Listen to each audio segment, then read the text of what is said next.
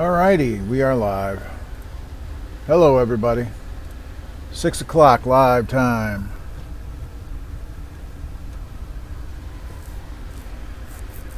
How was everyone?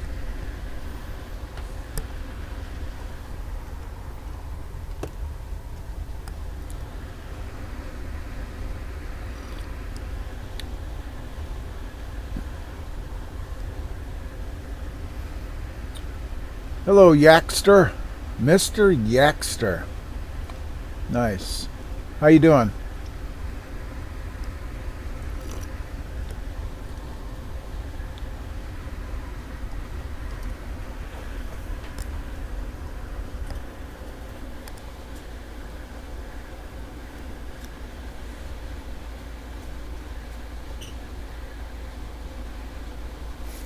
How you doing, Sonny?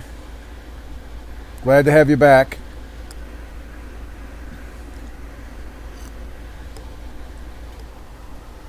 The first part was, well, we found some bad chips and stuff like that. A lot of little maintenance work and stuff like that.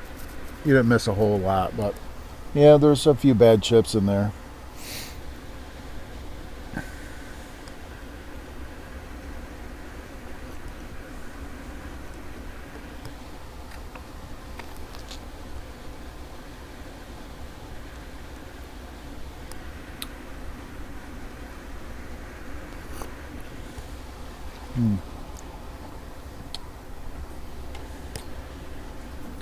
All right. Well, let's get a bead over here.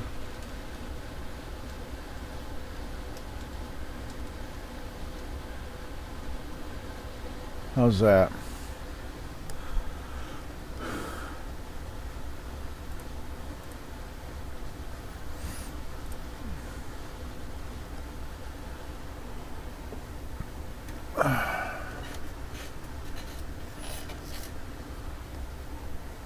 Where we left off was this chip right here. Pin 6 was grounded, straight to ground. And so we need to find another chip. Whatever's connected to this pin 6 is grounding that bit. So I'm going to switch over to display capture, and let's go to this. All right,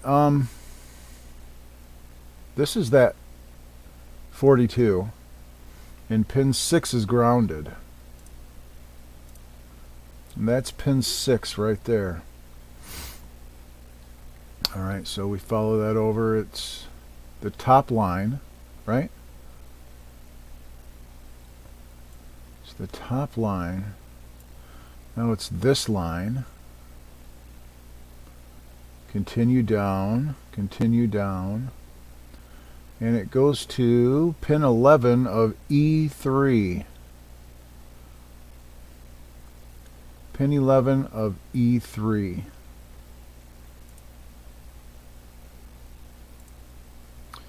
Okay, so pin 11 of E3. This guy right there is our suspected culprit. And I'm just going to get my meter here and put the red lead to ground, and let's just probe around on this E3. 1, 2, 3. We're looking for what looks like diode drops, except for on the power rails. Now this is obviously ground, and this is 5 volts. And look at that 5 volt. That is way too close to ground. That is the diode drop between ground and 5 volts, and that should be around 0.01, 0.02, something like that. Not that short. That's probably why I can't hardly get a good 5 volts on this board. Right there, that is directly shorted. That's pin 13. And that is directly shorted to ground.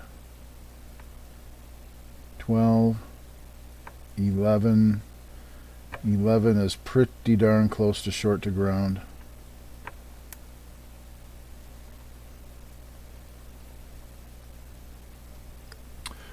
Okay, so we've got, this chip is definitely bad. I'm going to go ahead and just kind of clip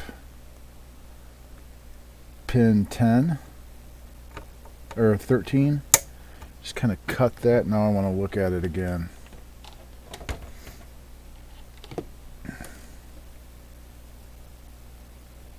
And we're still basically shorted. I'm just going to, let's just remove this chip, because this chip is definitely bad.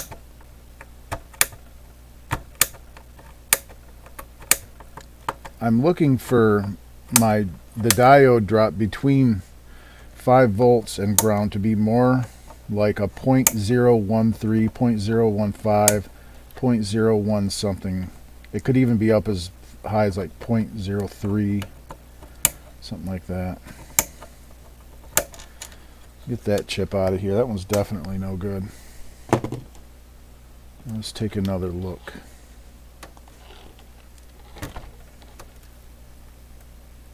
And it's still, there's still bad chips on this board.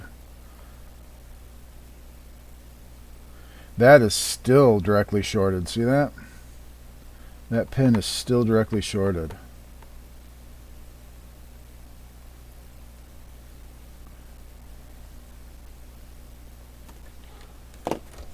So whatever is connected to that is directly short, and that's pin 13, I believe. I think we can go ahead and put this in. It's just one thing after another on this board.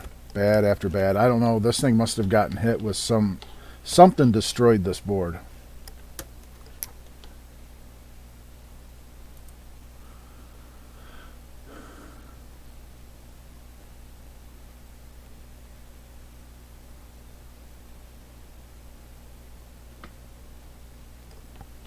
Yeah, I don't have a thermal camera suddenly. I don't have a thermal camera.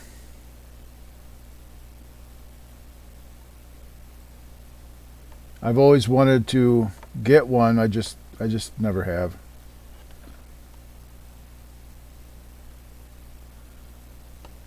Okay, now this is pin 13 of this 7474. And pin 13 cannot be grounded because that is a clear pin. If it's grounded, then it means it's just always cleared. And what's the point of that, right? So I need to find out, where does pin 13 go? So we're going to go back to our thing here, and pin 13 is right here, and it goes over here, goes right here, and it comes from 7420 at B4. B4, 7420.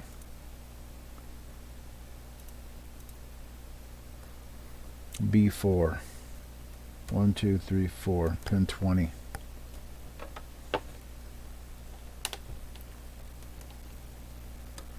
Not pin 20, pin what, 7? Pin 8? Yeah, pin 8. Completely grounded.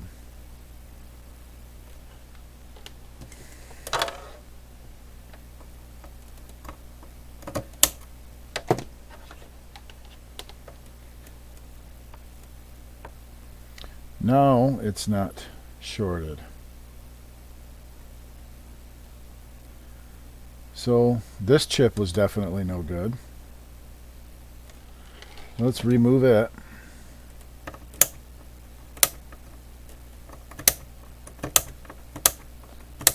Yeah, this board got hit by something. Something destroyed this board. And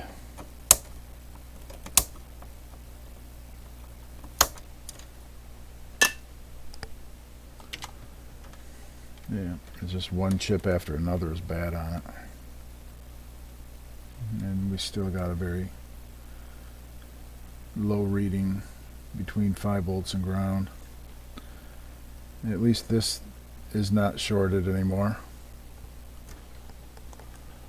It's not short. Pin 13 is not directly shorted no more.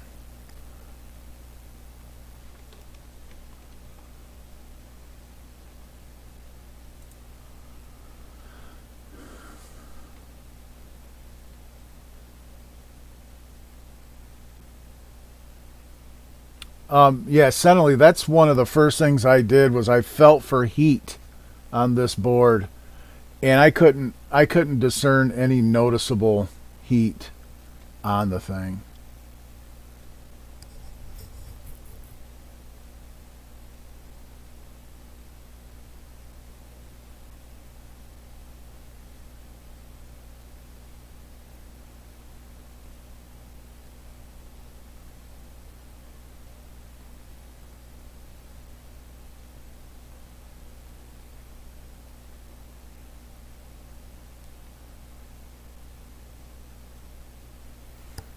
Yeah, I wish I had a thermal camera,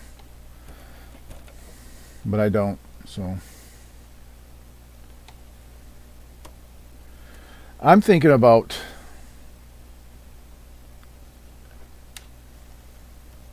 just going and checking all of these.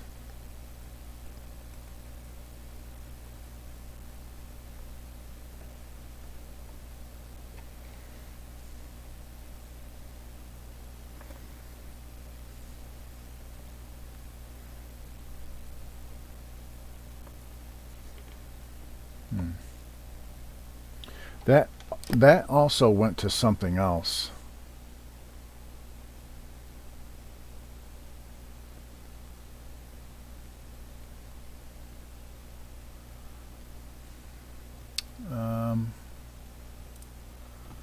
This goes through here, over here, it's in the middle,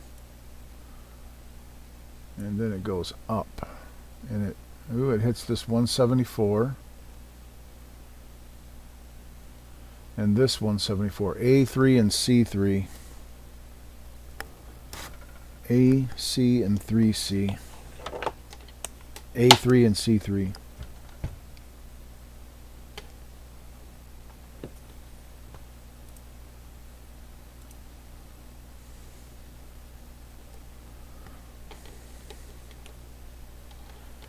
A and C3, A and C, these two chips.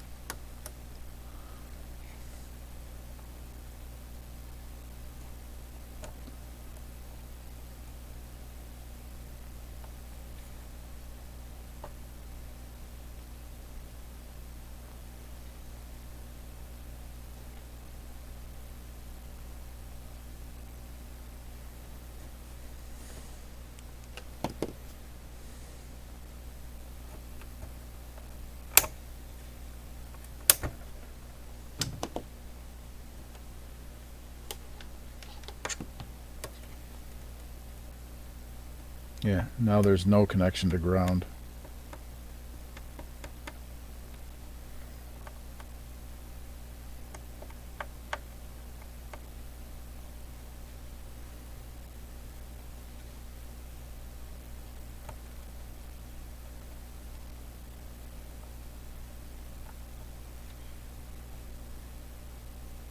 Yeah, this chip, these chips right here, this one's not bad. This one's not bad. This one is bad because it's giving me that reading to ground internally. So this one's no good. This one was actually okay. But yeah, pretty sure I made it to where I can't reconnect that. And honestly, who cares? being that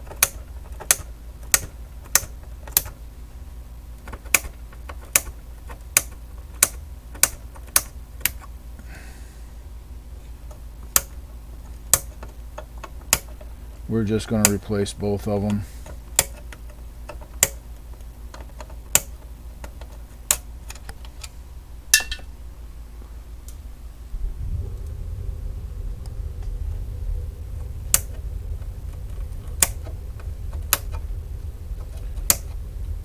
Yeah, this board got spiked.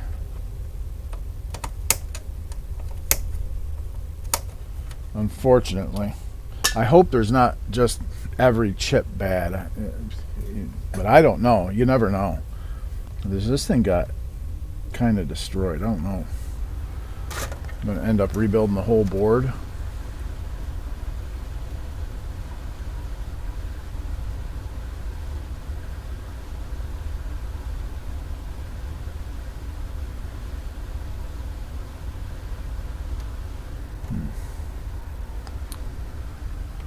Good stuff.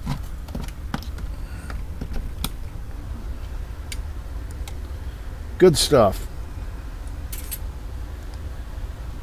Hello, Charles. How you doing? Some potential bad news with this board. It looks like it was spiked and it's just got bad chips everywhere. But fortunately, I do charge for chips. So, whatever it takes, right?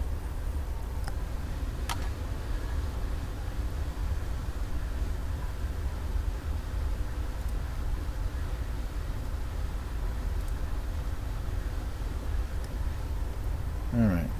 You know what I need to do?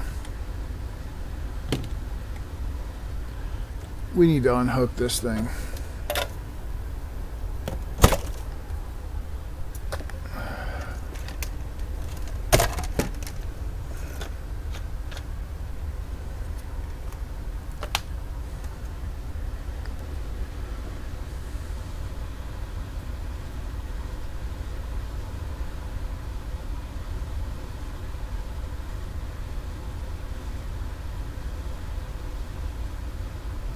Yeah, toaster with the traces.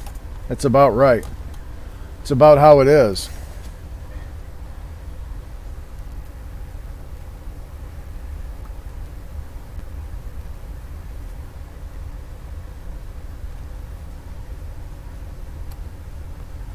Well, we'll get it. We'll work on it. We'll fix it.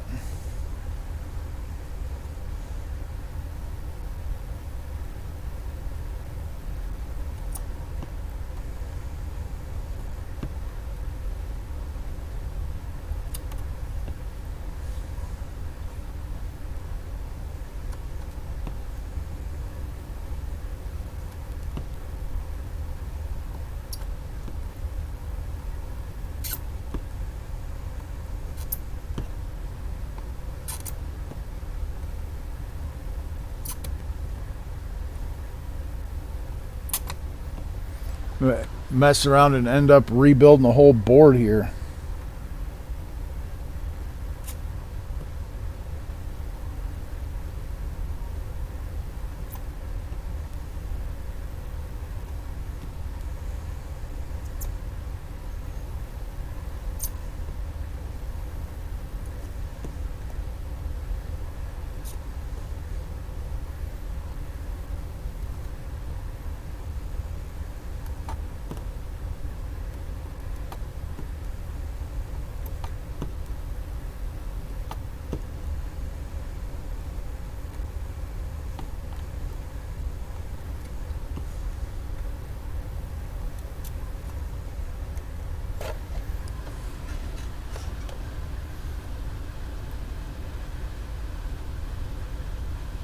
Yeah, that breakout board was something else, wasn't it, settling?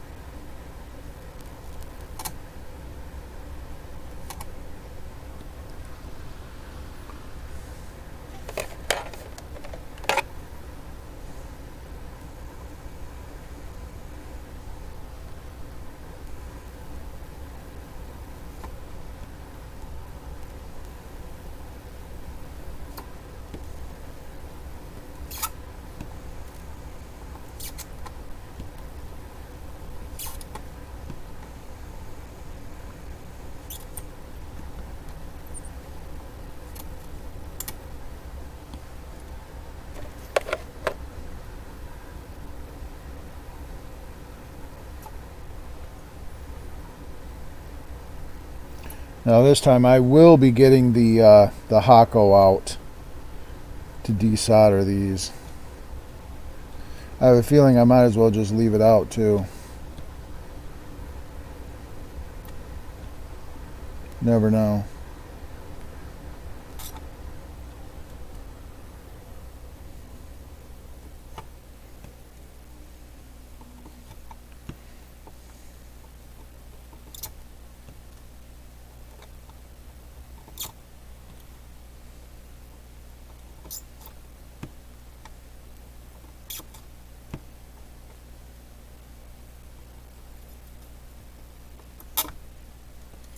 Okay.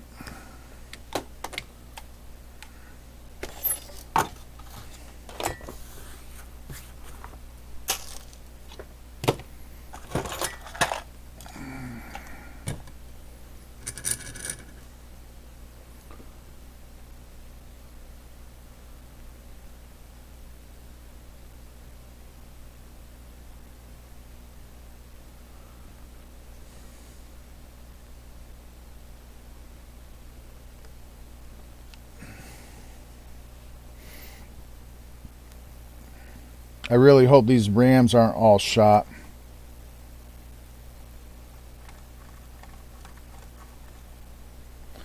I got to get this thing working to where I can actually put the fluke on it.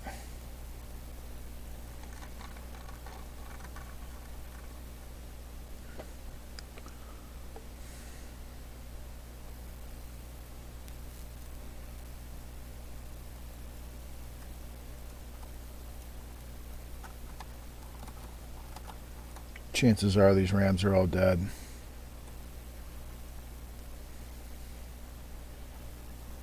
So this would be another repair that I have to order a bunch of parts for, as I do not have 16 of those rams, I don't think.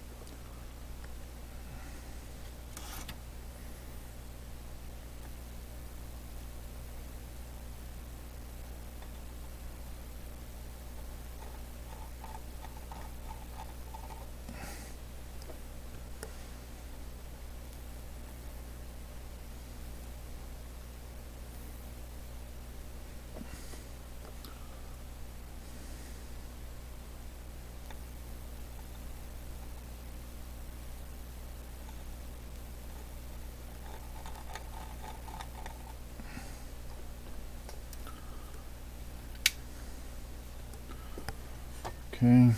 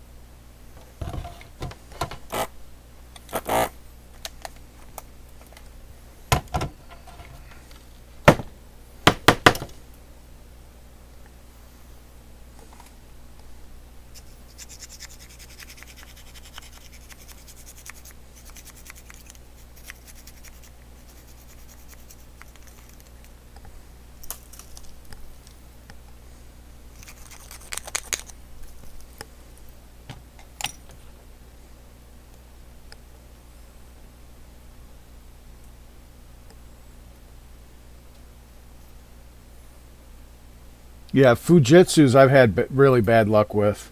Fujitsu parts seem to really be terrible in my experience. Very bad. The worst, actually. Well, there are a couple that are worse, but Fujitsu's are right up there with as some of the worst chips in my personal experience.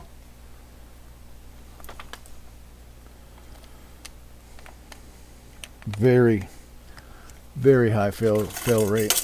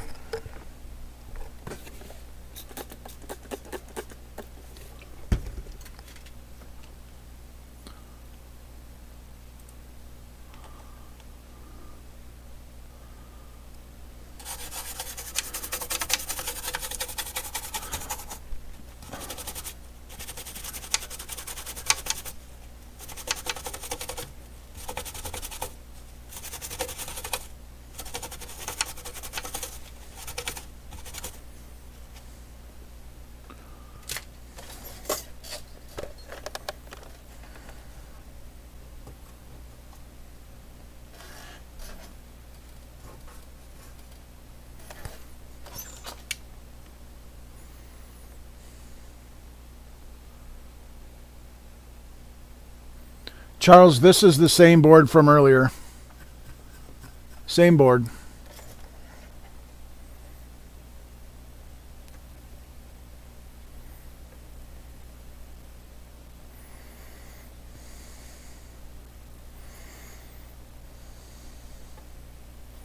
Same problematic board. All right, we need 4 sockets.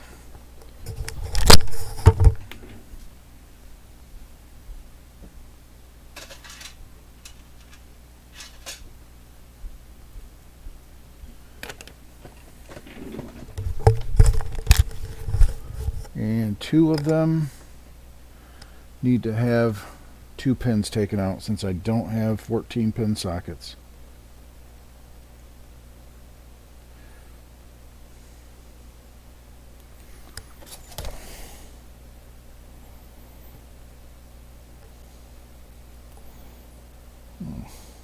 Nice.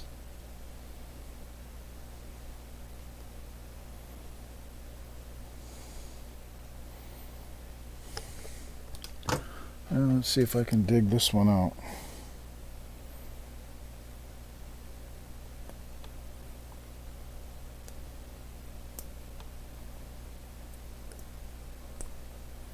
Got it.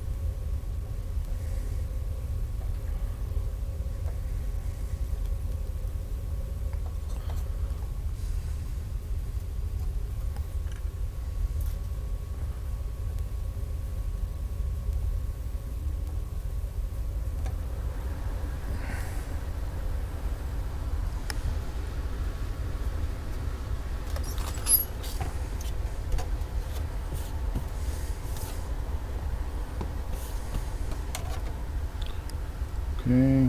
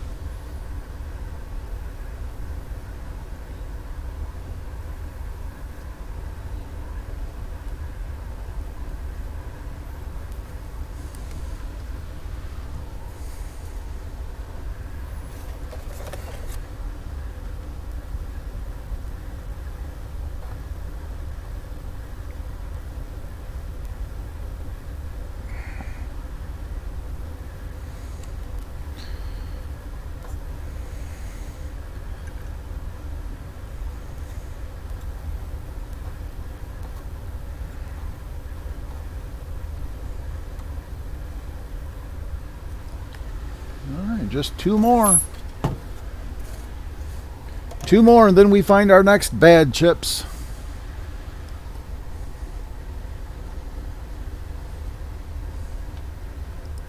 How's everyone doing tonight?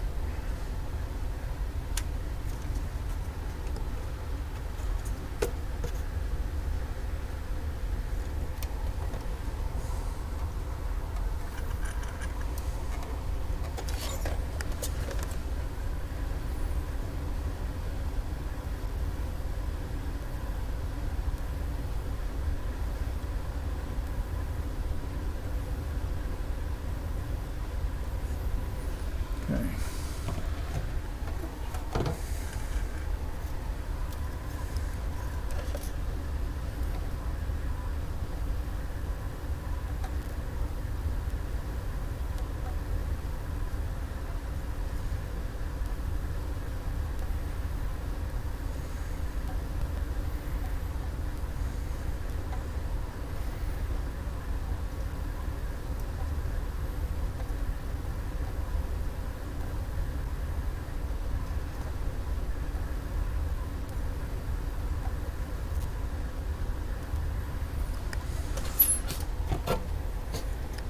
There we go. Oh, did I solder that one? I didn't. I did not.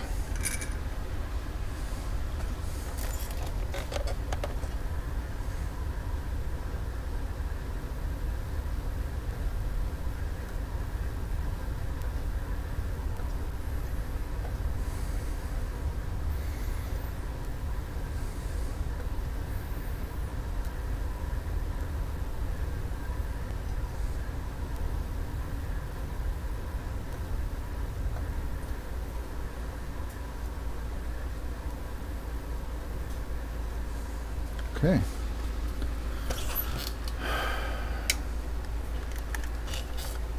Yeah, you know what? I have a power supply too that I could do the voltage injection thing. I could do that. I just don't have. I really wish I had an infrared camera. All right. Anyway.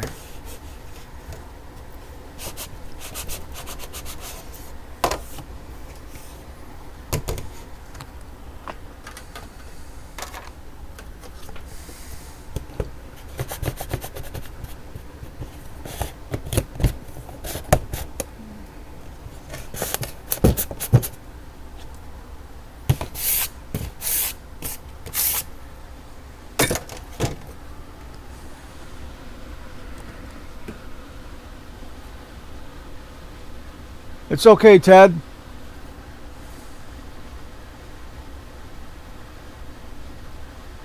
Peterborough. All right. Peterborough, Ontario. The Pete's. Peterborough Pete's. How you doing, Ontario?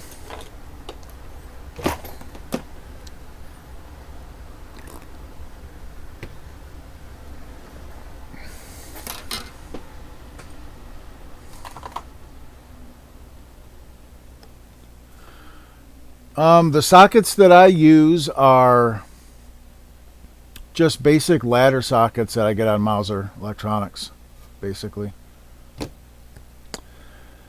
I think they're Amphenol, maybe Amphenol, however you pronounce that, maybe, or they're 3M. I don't know. They're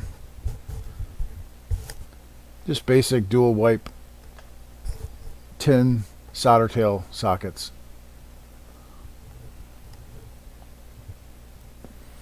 Okay, I need my chips. I need a 74, 174s, and a 20.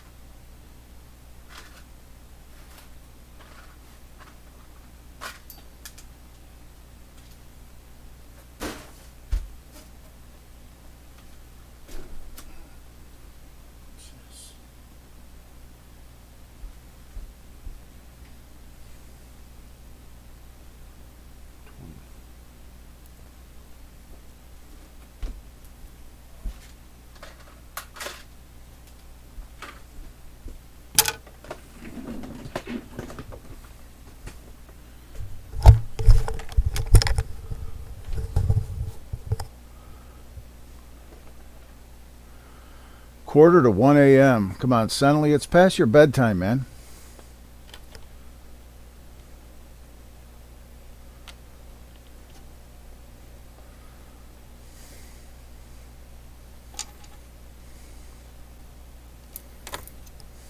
$20.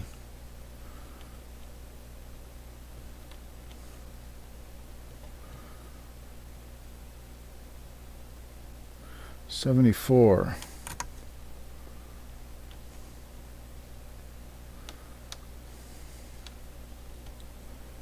$174.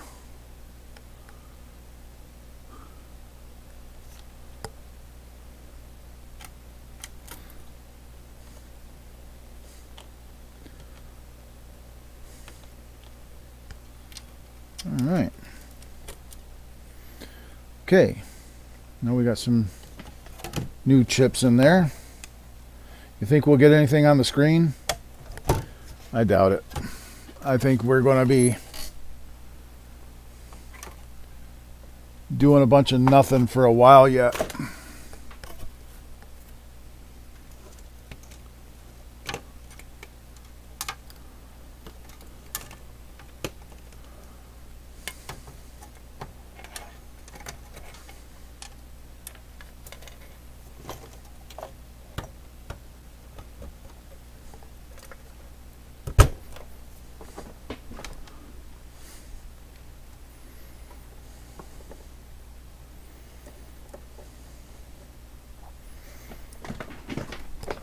Turn on the little scope.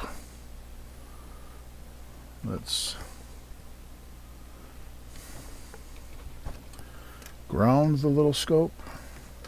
Get this out of the way. This out of the way. That out of the way. Okay.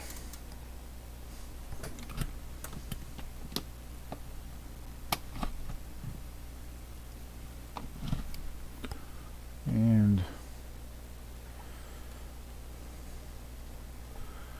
are we ready? Are we ready? Are we ready?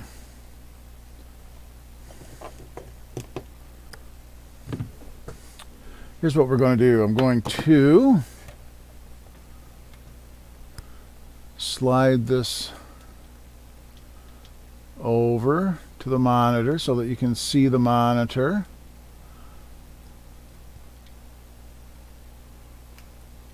There we go. And let's fire it up.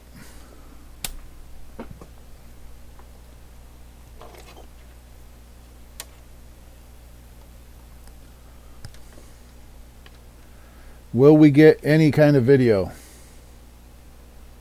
No. Once again, no.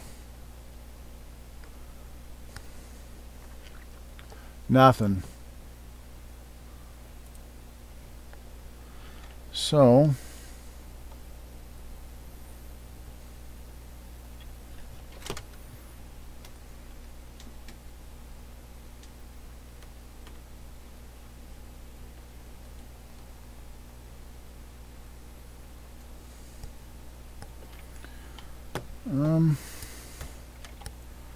let me see. Let's probe around on here. Ground. Okay. Uh-oh.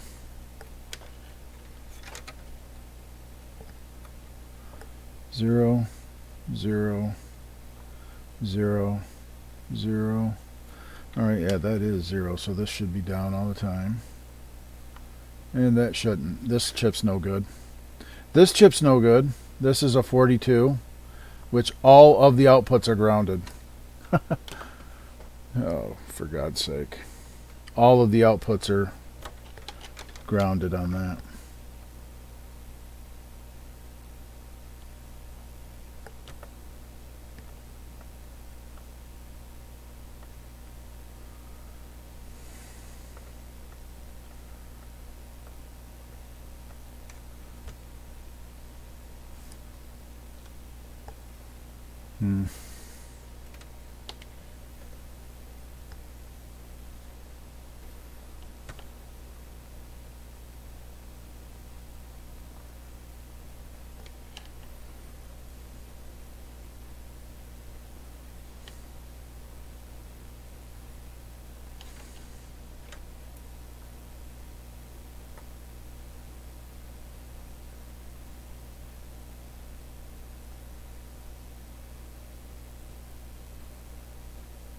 Good news is this chip seems to be good.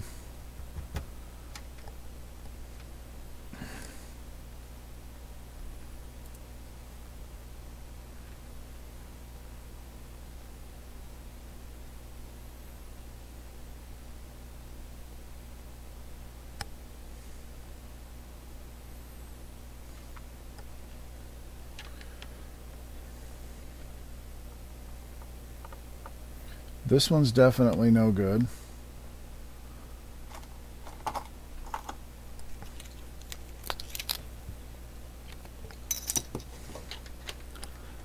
Okay.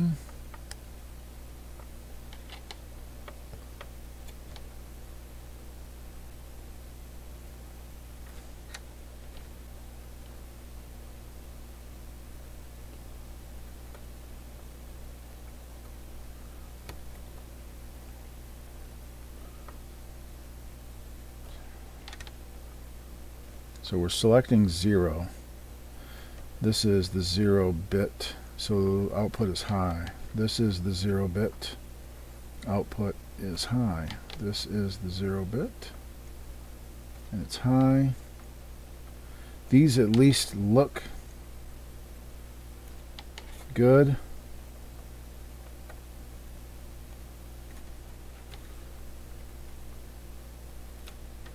They at least have the proper output as to what it's supposed to be, so that's promising. That's a floater. It's definitely floating. That's definitely floating. I don't know what the outputs to this, what are the outputs to those chips.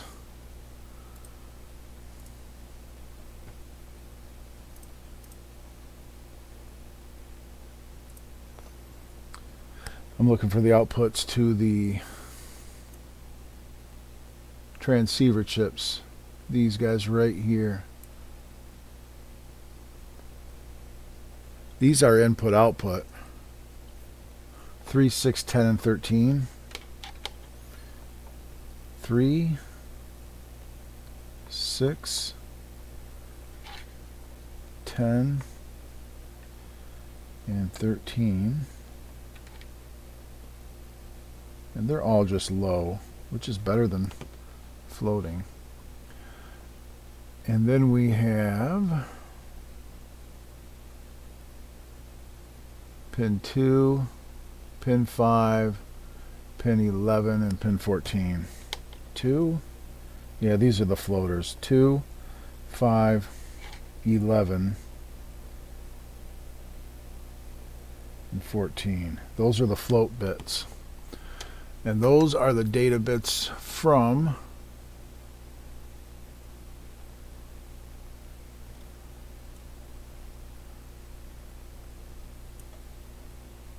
the RAM. Data in bits. It's the data in bits to the RAM.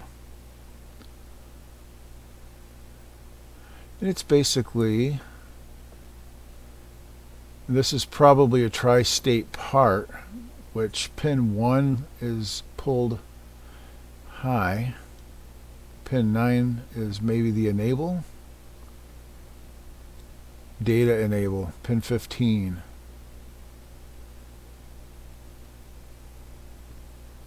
Oh, that's a 74. Pin 15 is data enable. So if pin 15 is high, the outputs will float.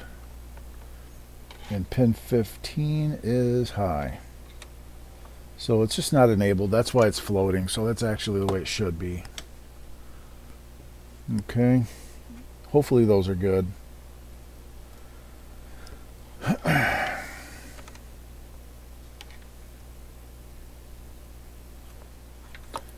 We have our counts on this. That's promising. Let's look at our 161s. 9316, as it were.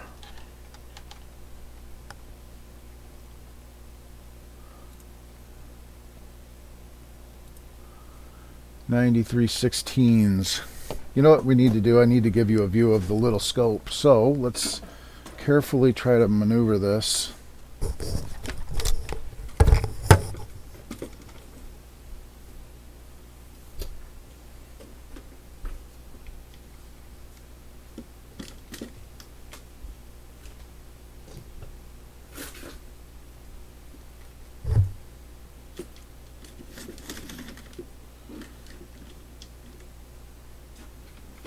Okay.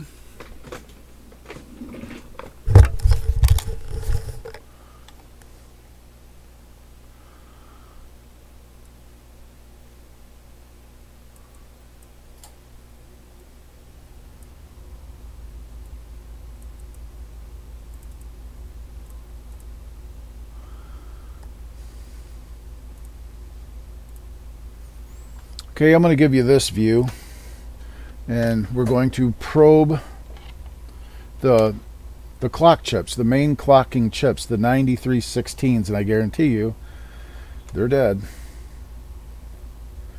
They're not hot at all. Nothing is hot on this board. Got a good clock, 5 megahertz clock.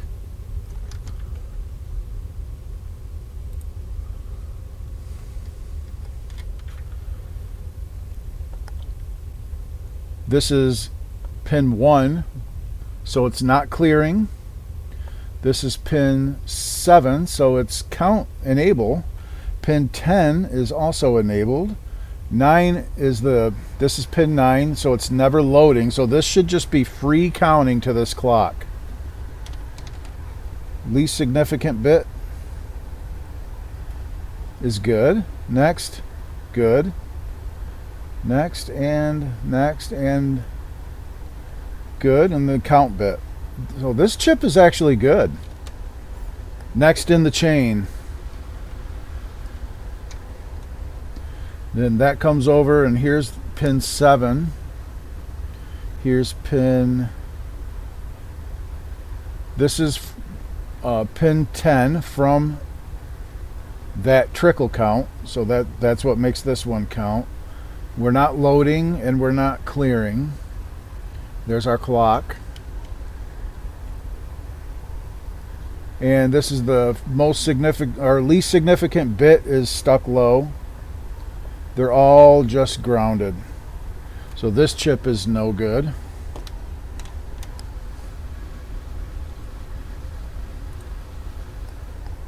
This guy right here is dead. And I cannot check these two until this one works. So they all share the same clock. And these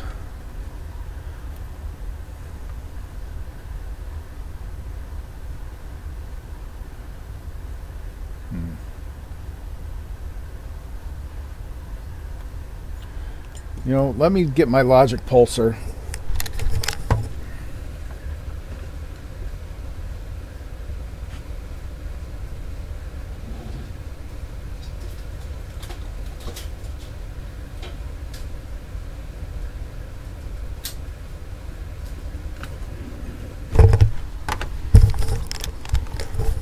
I'm going to see if I can force these things to pulse.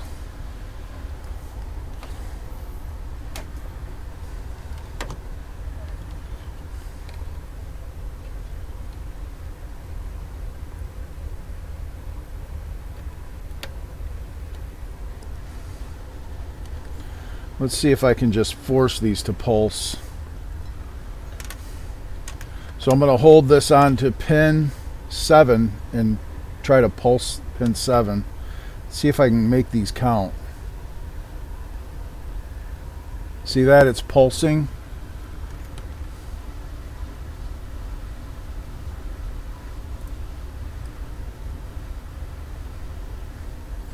See, this is what that's doing. It's pulsing. I'm making it pulse.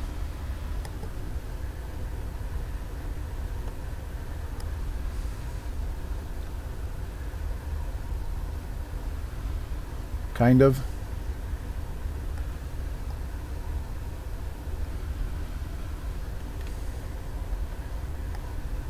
And it's kind of counting. Can't hardly see what I'm doing though, unfortunately.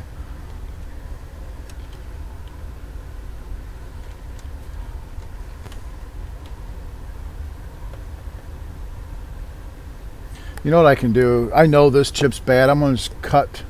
I'm going to turn it off. And I'm going to cut pin 15 from the bad chip. Separate it. And now it'll be floating. Now the line should float. Yeah, see? Now I should be able to really drive it. See that?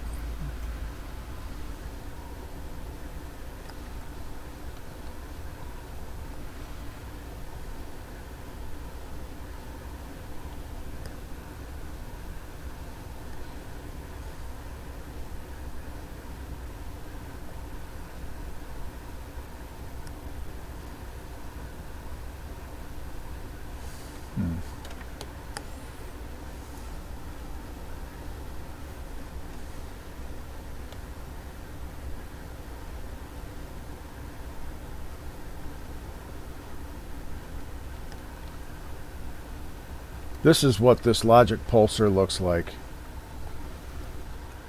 I'm just kind of touching it. This is what the pulse looks like.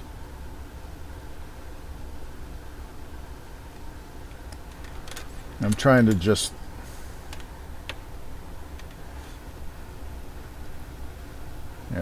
I didn't have a good connection on the 5 volts. That's what it's supposed to look like. So I'm just trying to pulse this.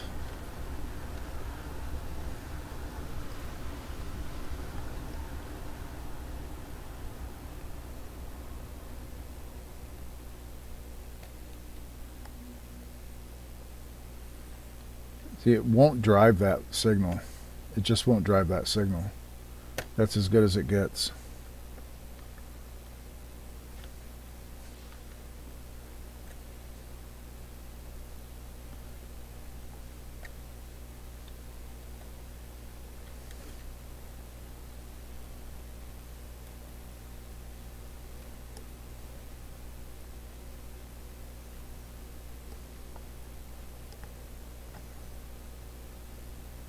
See, that's now floating. So this should count freely now. It's just floating. And it doesn't really. That's the least significant bit. Yeah, see, this is a better gauge of what I'm doing here. I clipped pin 15 on this chip, so now pin 7 is floating on this chip, right? So pin 7 is now floating, which means this thing should just count freely to the clock. Oh, this one's not. This is not. That's actually grounded. Why is that grounded? So no, it's not going to count freely. It's time to look at the schematic.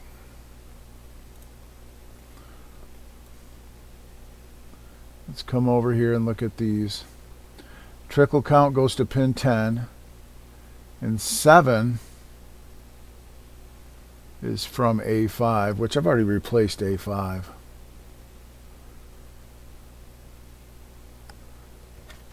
A5 is this guy right here.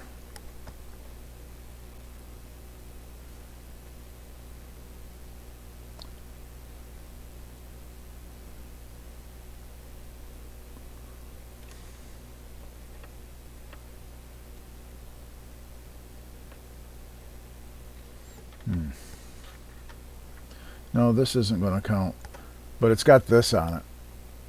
So this definitely should not be on there.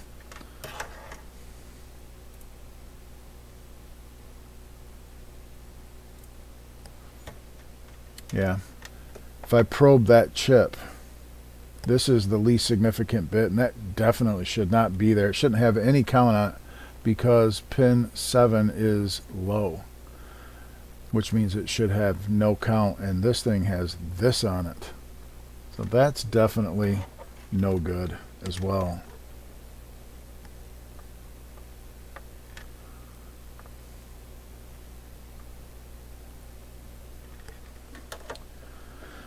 Yeah, so it looks like we got another 161 that's no good. So I might as well just replace these 3 161s. This, and this. This one is fine, actually. But I think I need to replace these 3 chips. This one I don't know, but since I'm replacing these 2, I might as well replace this one too. So I don't want to get it back together and be like, yeah, this one's bad too. I'm just going to replace all 3 of those. So off we go. Take it apart.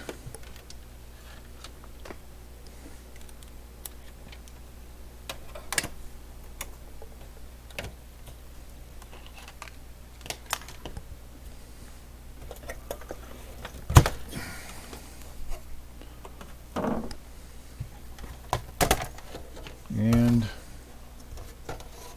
cut those chips out.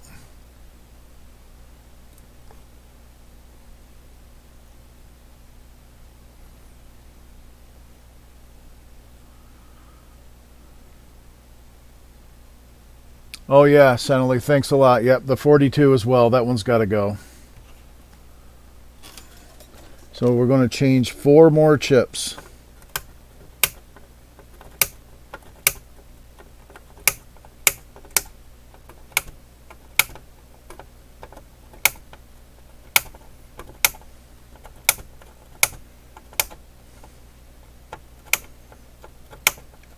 Chances are this 161 is no good as well, so I'm just going to replace it. I don't want to get all the way there and be like, well, that one's bad too.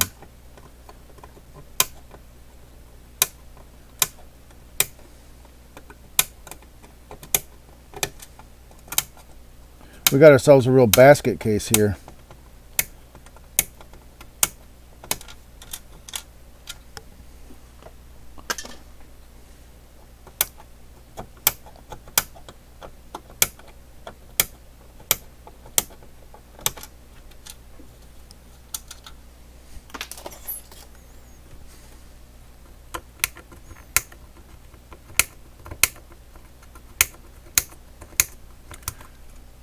And if these ROMs are all bad, or if some of them are bad, I'm going to put this whole program into a 27C256 and put it on the board.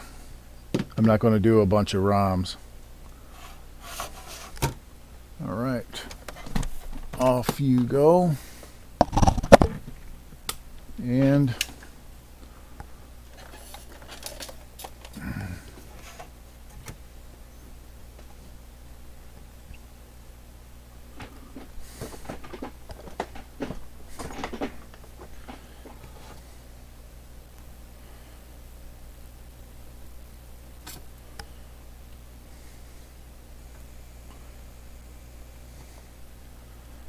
yes, Emily. I think I do 1 volt a division on my scope. When I use one probe, I do 1 volt per division.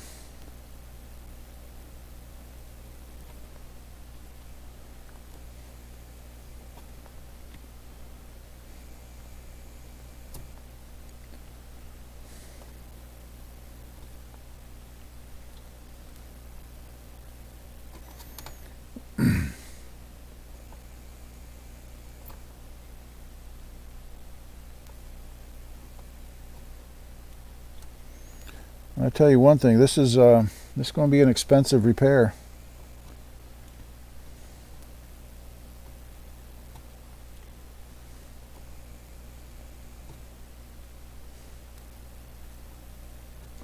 And this customer will be, yes, Senely, you're right. If I do go that route, then I won't even need the 42, and I'll have a socket there, so I'll be able to just remove it and put it back into my stock.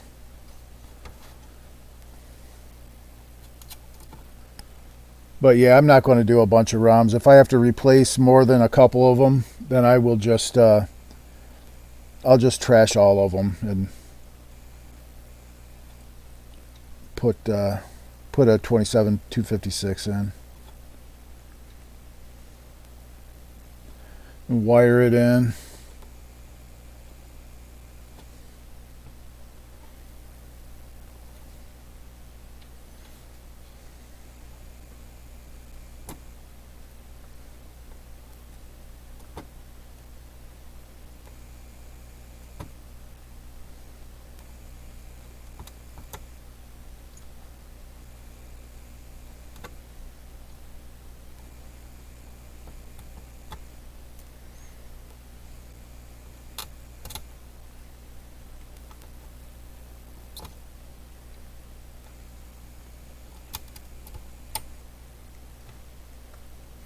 Yeah, I'll have to get with this customer though and be like, you need to why don't you send me your power supply, or what was powering this, you know, what happened to this thing.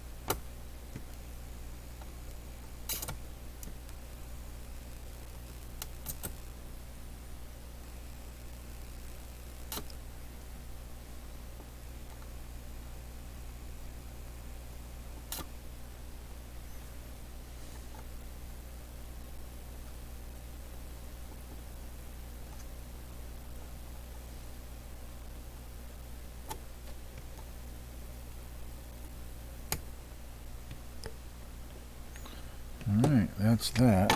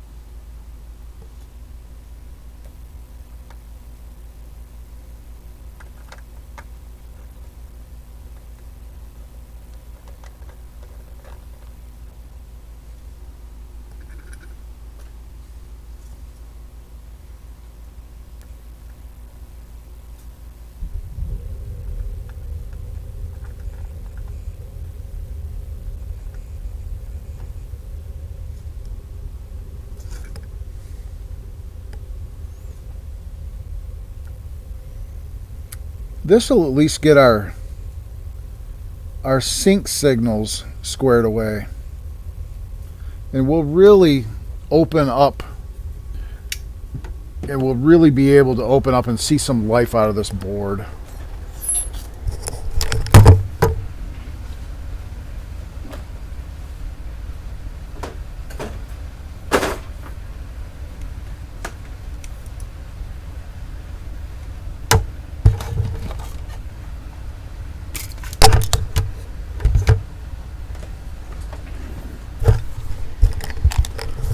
We get this thing syncing and doing some sync stuff, then we'll be able to really start seeing what's really happening with this board.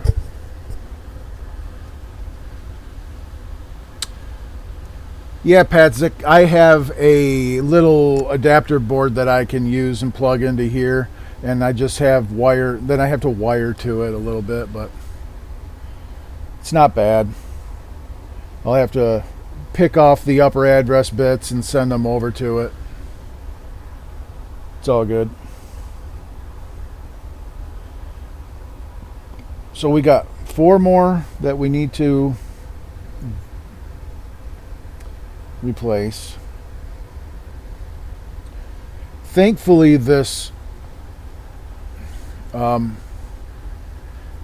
timing chip seems to be good. This Intel 3245 chip seems to be okay. It's got all the signals that I would expect to see.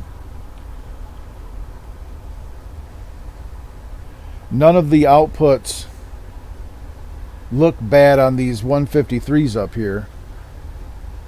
I mean, they weren't switching at all, but based on what was sitting on the select lines, the output was what it should have been, type of thing. So hopefully that's okay. This 8080 chip is probably dead, but we'll only know that once we get a clocking signal to it. I should have checked for a clock on it. We'll do that. I don't know if that, it's got to come from these, it's got to be derived off of these chips, I would think. I don't know though. There's a good way to find that out, and that's to look at the schematic, but I don't want to do that right now. We're just gonna, you know what, Let's do it. Let's take a look at the schematic. Where is the clock for the CPU? What is the CPU's clock?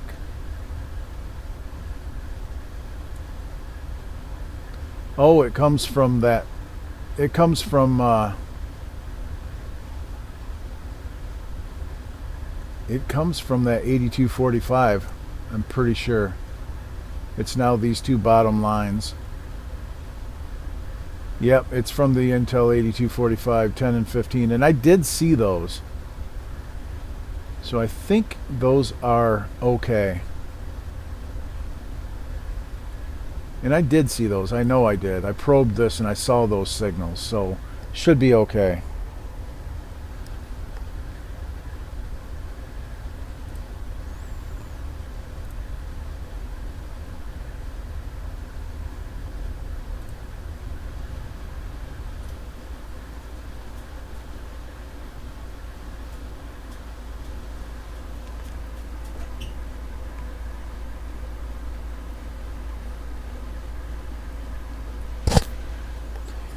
Yeah, Rhett, this is obviously something hit this, whether it was a power spike of some sort.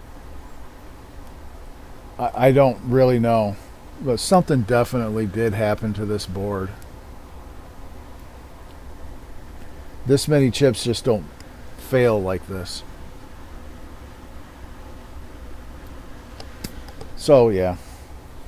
Yeah, we'll figure it out. We'll find out how many's bad. We should be getting some life out of this thing here pretty quick. Changing these chips should put some life into it.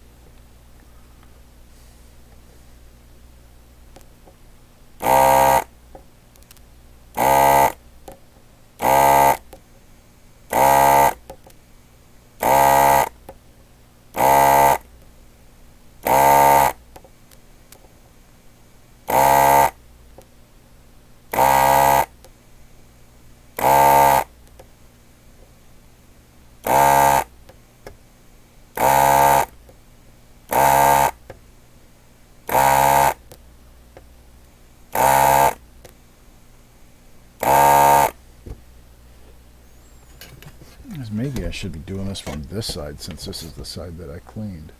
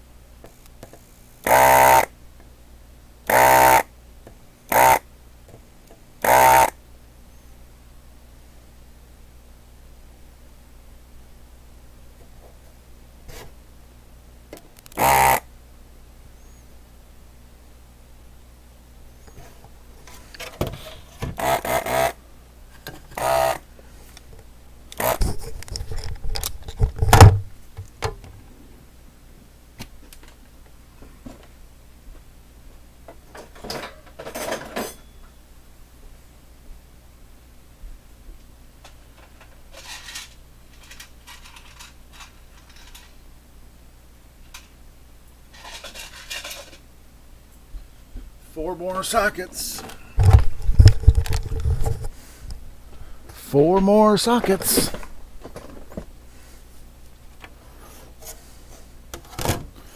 Make sure we're socket worthy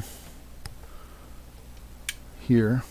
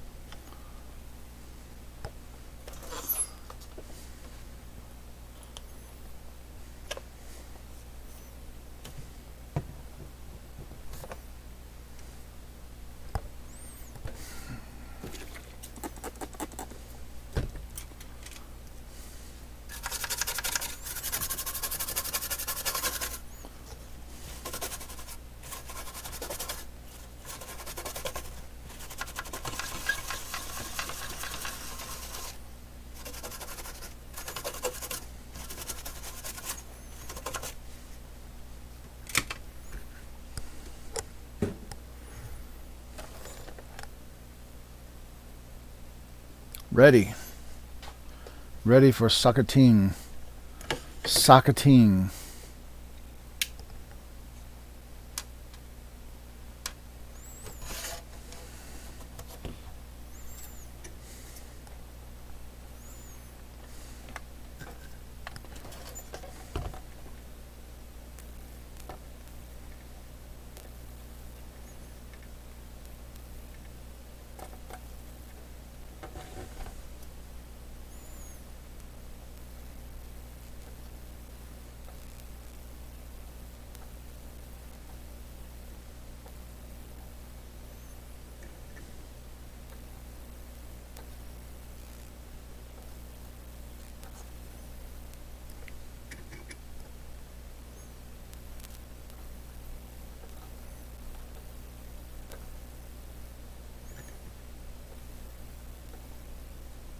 Okay, there's that one. And now we've got these 3.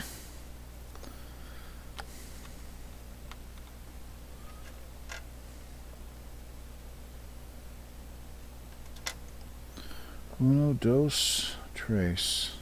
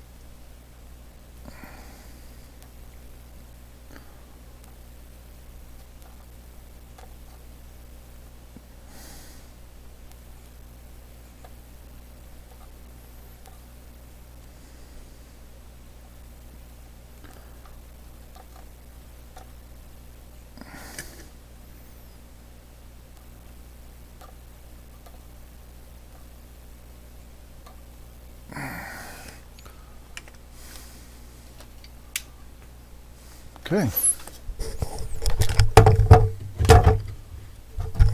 Actually, just need to spray.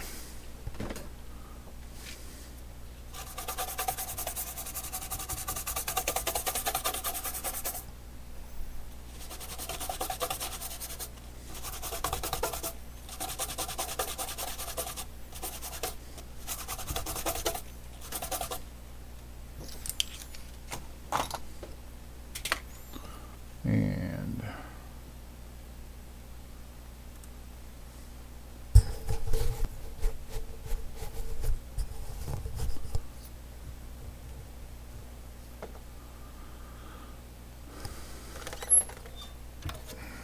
oh yeah, I need chips.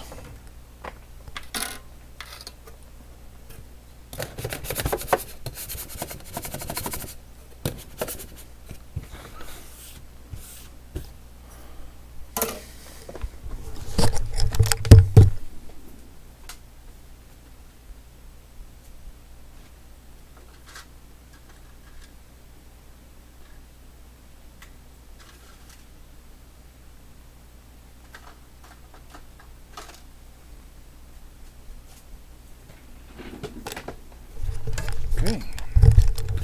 4 more chips. This is a 161.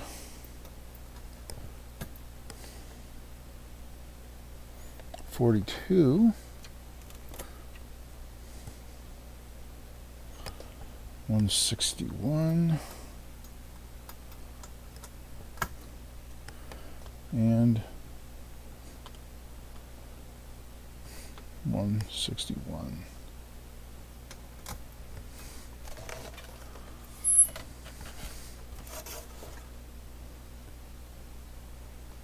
Ooh, this one of the legs kind of bent.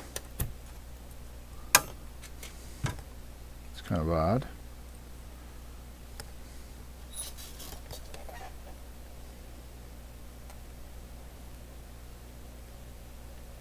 It's a wee bit odd.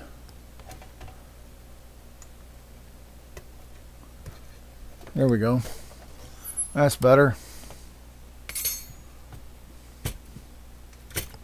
Okay.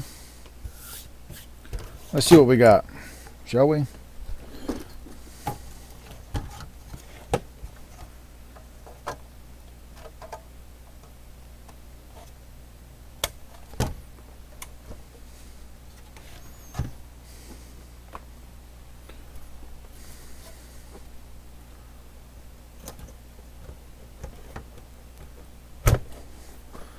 Okay.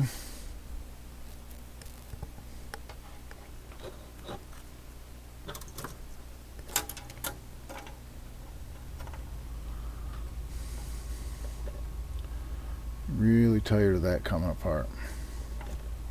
Okay.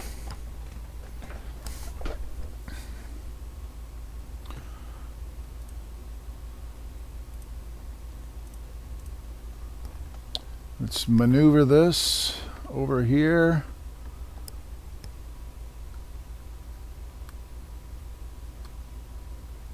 Okay. And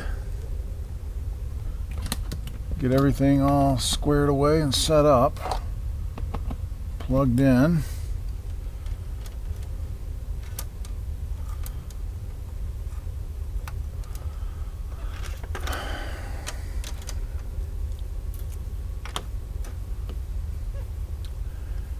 And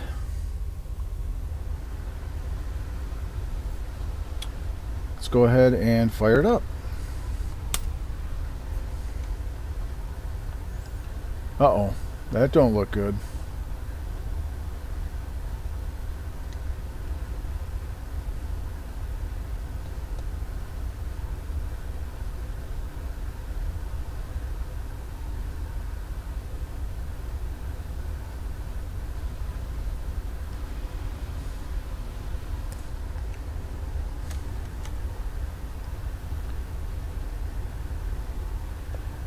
Uh-oh. Okay, that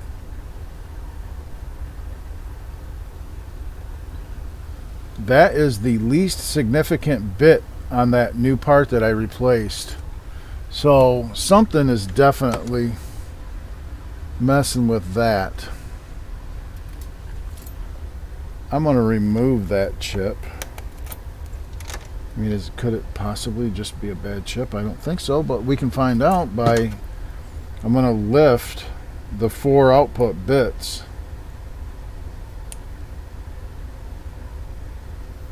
Pop it back in the socket. Turn it back on and probe the 4 output bits. Yeah, look at that.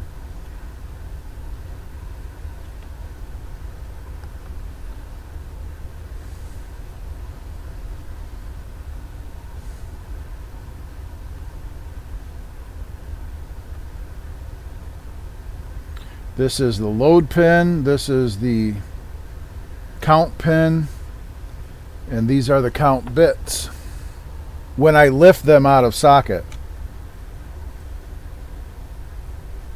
So something connected to those is killing those bits.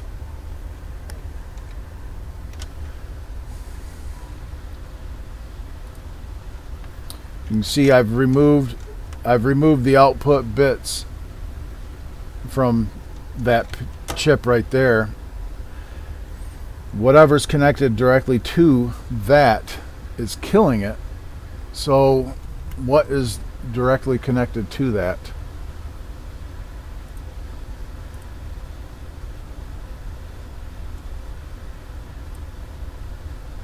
That is F5. And that is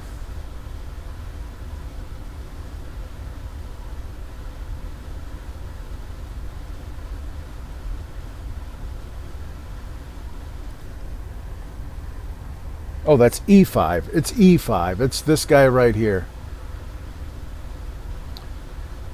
And it is directly connected to both F5, which is a 157, and it's also connected to A6, which is a 55. Oh, goodness gracious. So one of those chips is killing that bit.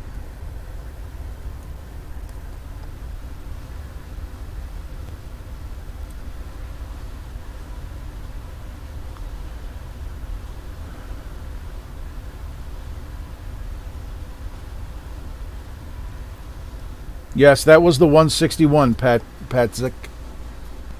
161 that had the issue. And it's connected directly to A6.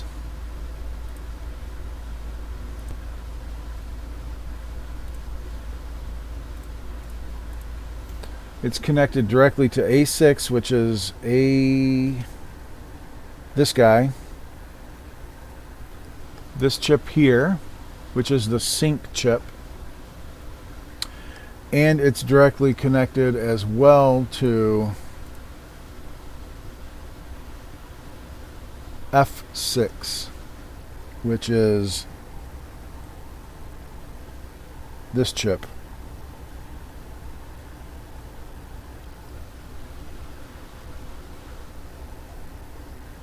That's E5. No, that's E5, not E6. It's this chip. E5.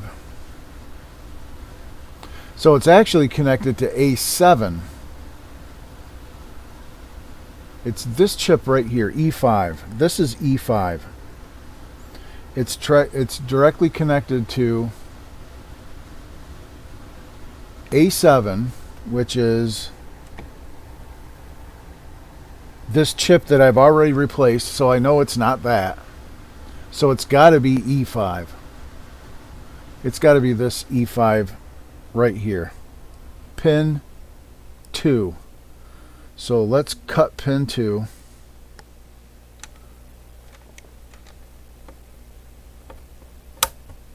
Pin 2 is cut. Let's put this back inside and all in the circuit. fold the legs back down and put it in circuit.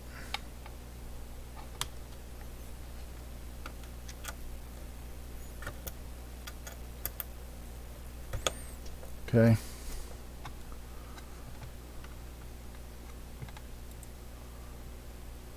And okay, now we're going to fire it back up and let's check that bit.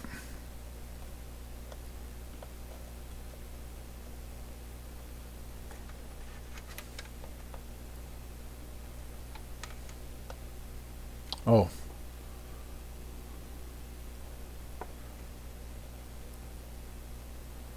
It's still goofed up. Still doesn't look right.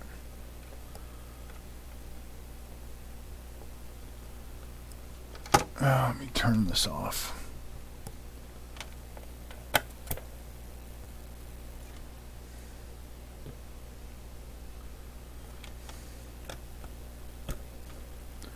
Pin 2, correct? Pin 14 of E5 goes to pin 2 of F5.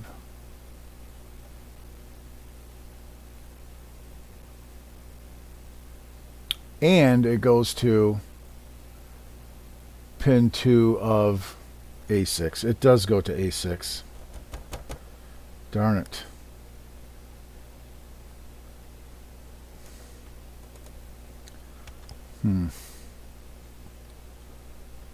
Pin 2 of A6.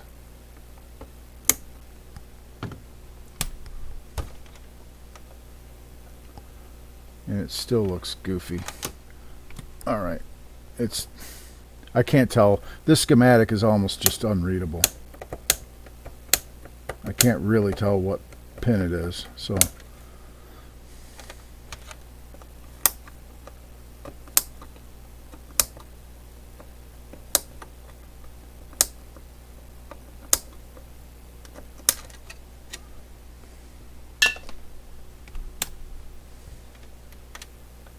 there it is.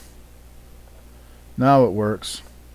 Yeah, so that chip was bad. That 55 was bad.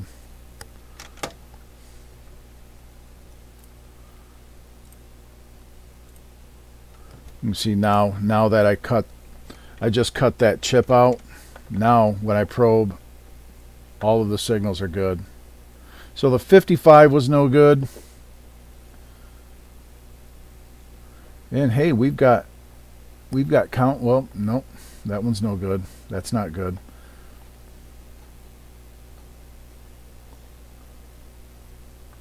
That's good, good, good, good. So the only one that looks bad is this one, which is the least significant bit on E6. So what is that connected to? The least significant bit on E6.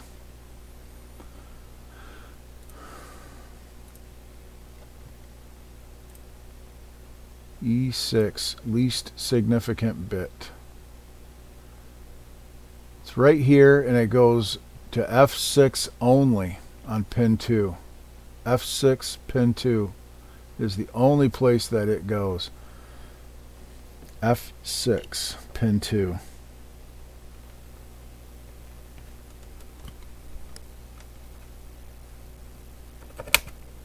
Now let's turn it back on. I just clipped pin 2 of F6, and now we will see if it fixed that bit. And it did. That bit is now fixed. And these all look okay now, which tells me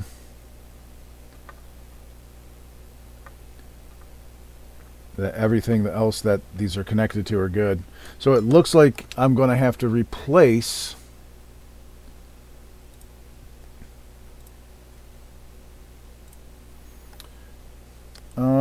these two, at least these two, and this.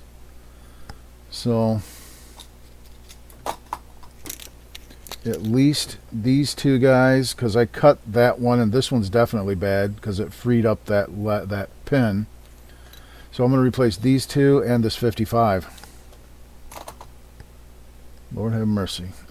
Let's look at, I want to look at the outputs now of this 42 that I replaced. Remember that guy? So let's look at the outputs of that 42. Look at the inputs first. We have 0, 0, 0, 0. So the 0 bit should be low all the time. The rest of them should be high. That is the 0 bit. Now the rest of them should be high. There we go. Good, good, good, good, good, and good. Okay, yeah. So that's what that's supposed to look like. So now we got a few more chips to replace.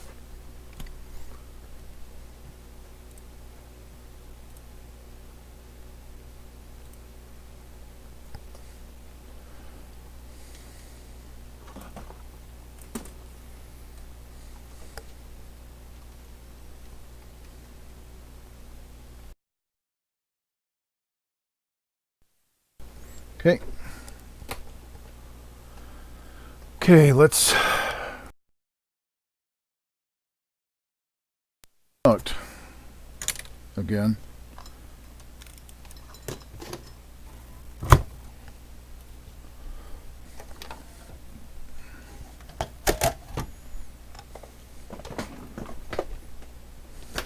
Well, I really got to get a longer cord for the way because it is completely in my way.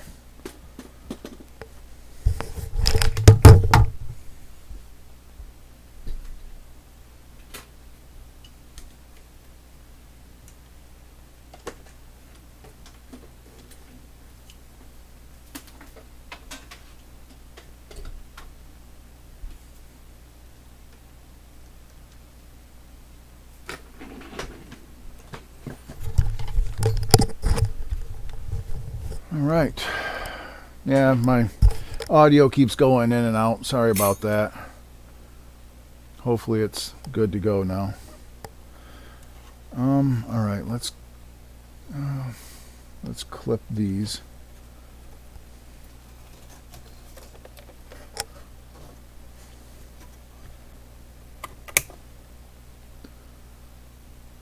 Yeah, all right.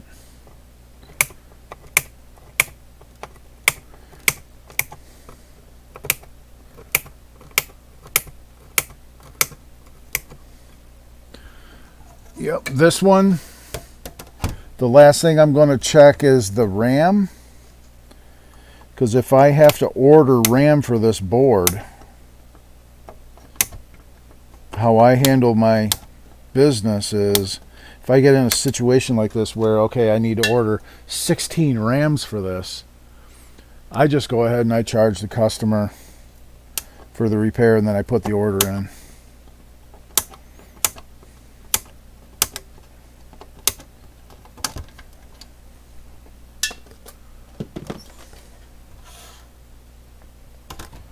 This is a big one.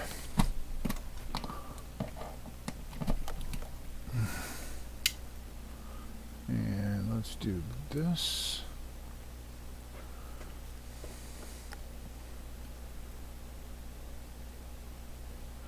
Yeah, suddenly it is. I understand, yeah, that you have to have a microphone. I want to get a wireless microphone, and I'm going to, because I do not like wearing this headset, but I do want you guys to be able to hear what I'm saying, you know.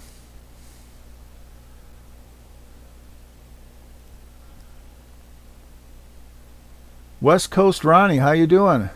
Welcome, and thank you for showing up. Appreciate it.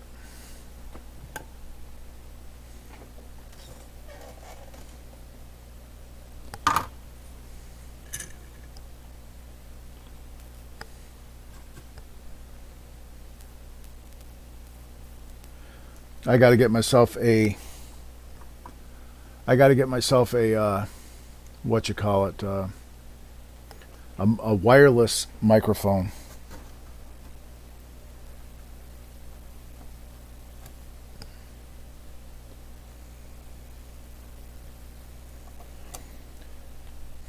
You guys be the judge. You guys make the call for me. Should I just replace all 4 of these 157s right now, or just 2 of them? What would you do? What would you do if you were doing this? Would you replace just 2 of them, or would you go ahead and just replace 4? I will do what you think I should do.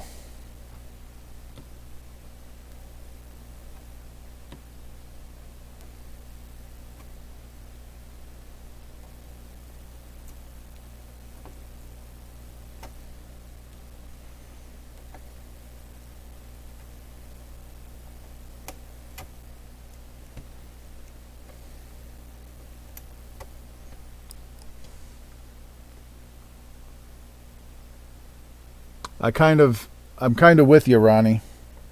I kind of have the same feeling. I will wait for other people to chime in before we make a decision.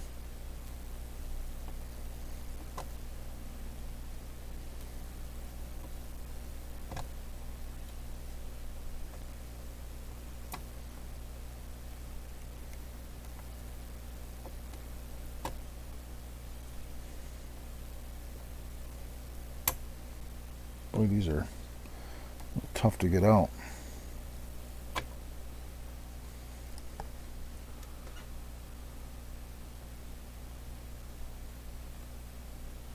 Suddenly I'm with you. I kind of agree with you on that one too.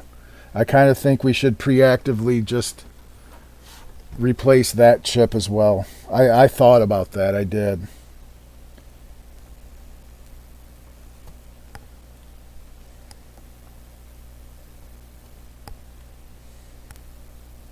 Might as well just have a nice new... We're going to have to live stream a part 3 on this thing tomorrow. I can't do all this tonight.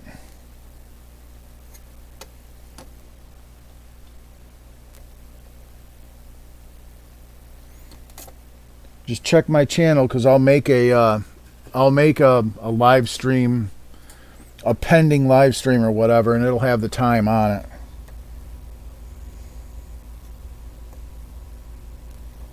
And I'm going to have to do another part 3 on this one. This one's a little more than I was expecting, to be honest. It's been quite some time since I've had a basket case like this.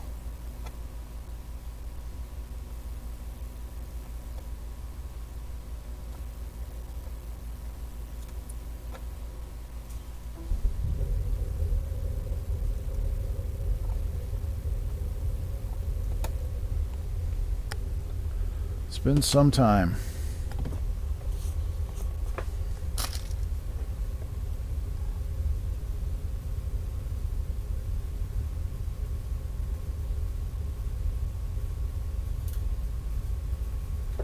Yeah, that's suddenly I was thinking the same thing. And I really am going to stress to this customer that he should probably send his power supply to me.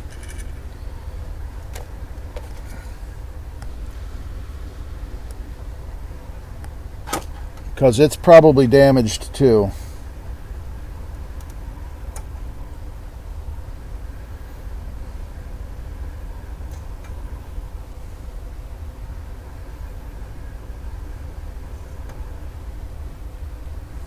I hope I have these LS55s. It's not exactly a common chip.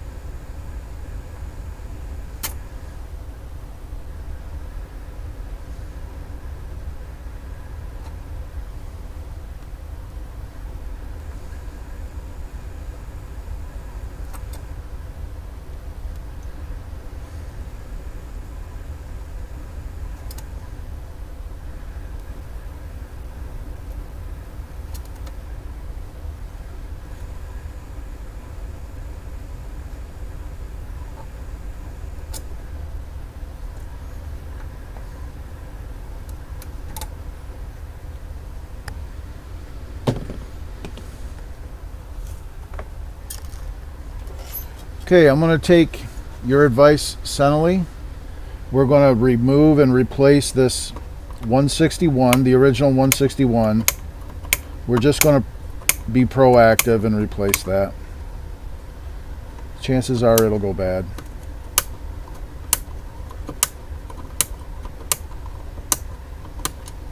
And we're going to replace the other two address muxes.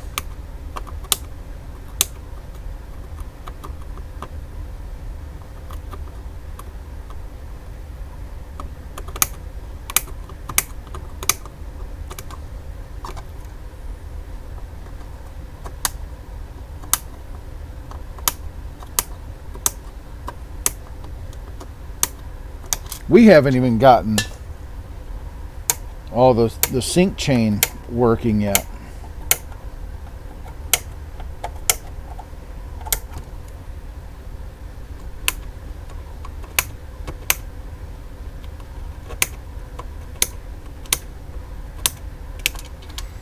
Okay, let's get these out of here.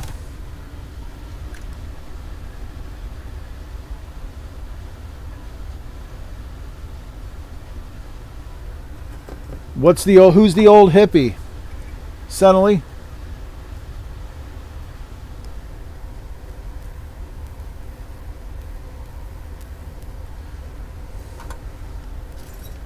Yeah, we're going to just replace this thing because it's not long for this world once it starts. I don't think any of these chips are, but I'm going to give it a fighting chance with new sync chain, new addressing muxes.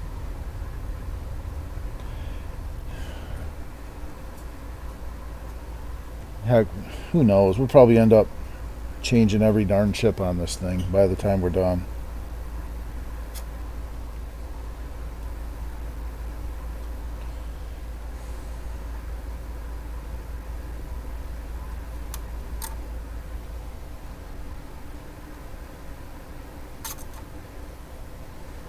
Now this will be by the time we're done with this, it'll be better than buying a used working board.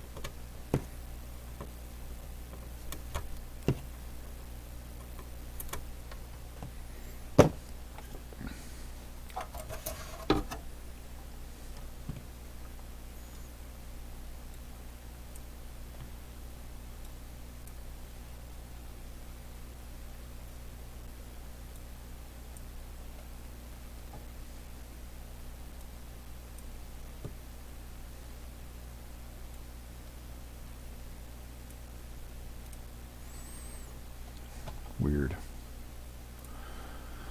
Our belly? Midway made Space Invaders has super poor quality PCB. Traces weren't really sticking to PCB and they bent all the legs on the solder side. Yes, yes, Sonali, they bend all of these legs on the solder side and I hate it. But what you can do, like what I do, is I get something with good grip. I use a Play-Doh flush cutter. Grab it and do that. Grab the pin and do that with it and it folds it out. But yeah, they're not good quality at all, these boards. But what can you do, you know? Work with what you got, I guess.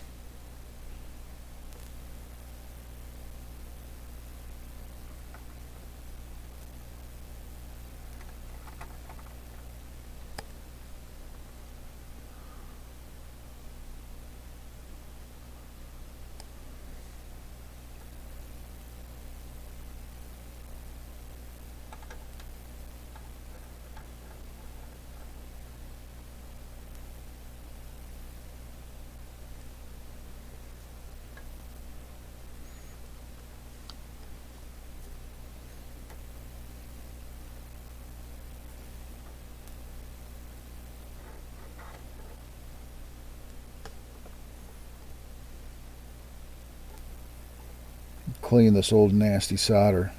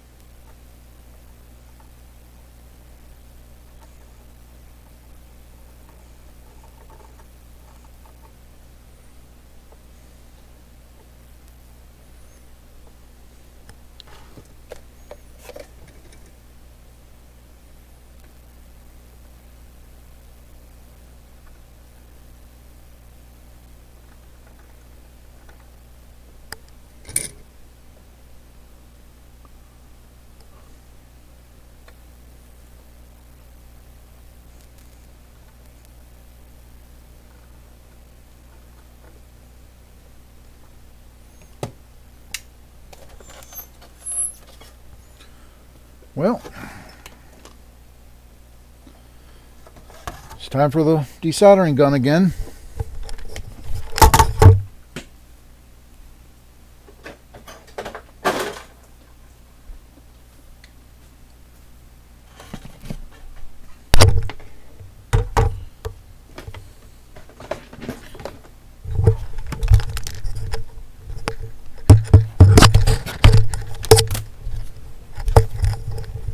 Sorry about that shuffling.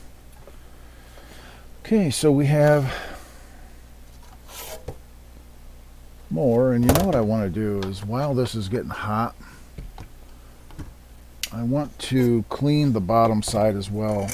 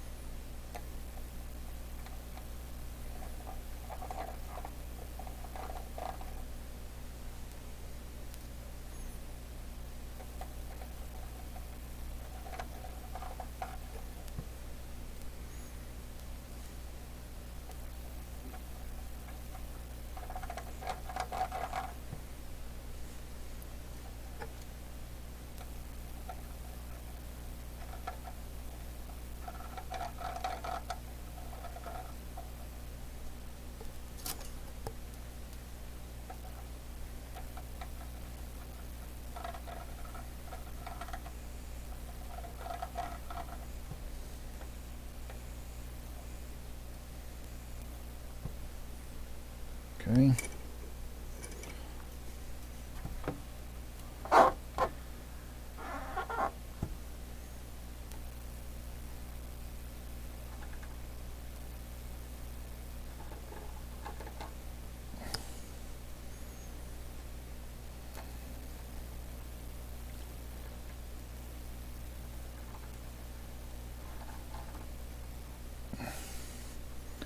And this guy over here.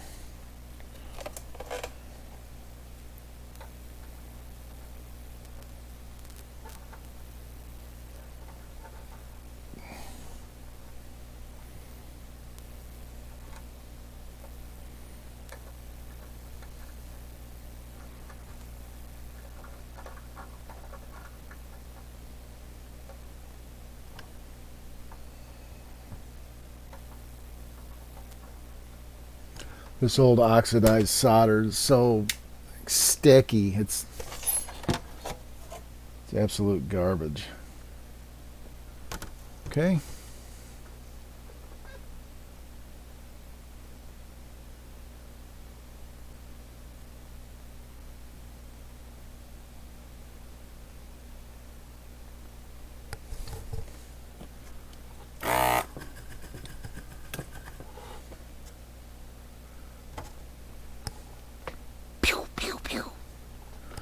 All right, here we go.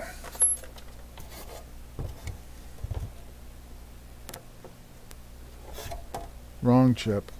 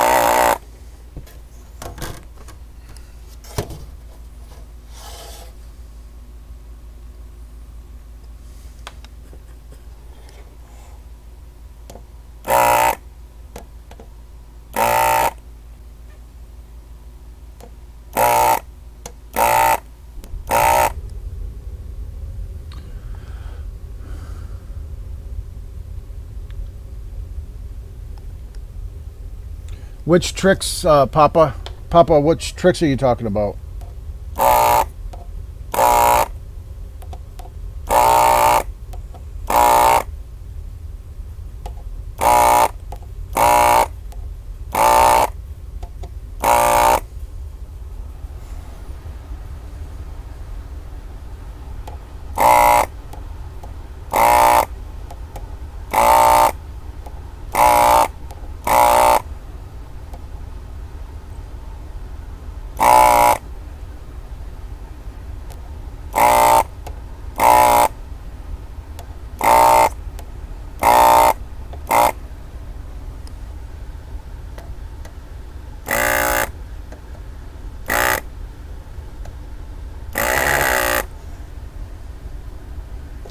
By golly, I think we got it, fellas. That looks good. That will clean up nicely.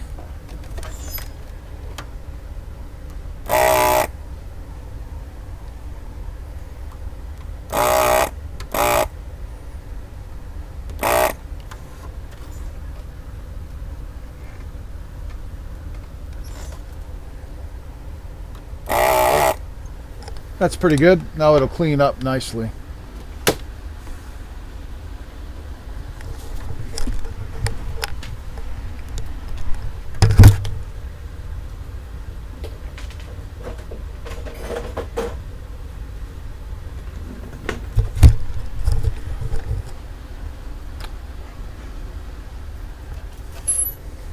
Yeah, if you find a chip that's bad, there's no point in trying to desolder it. Just cut it out. You know, you just risk wrecking the board, you know. So why not just cut it out?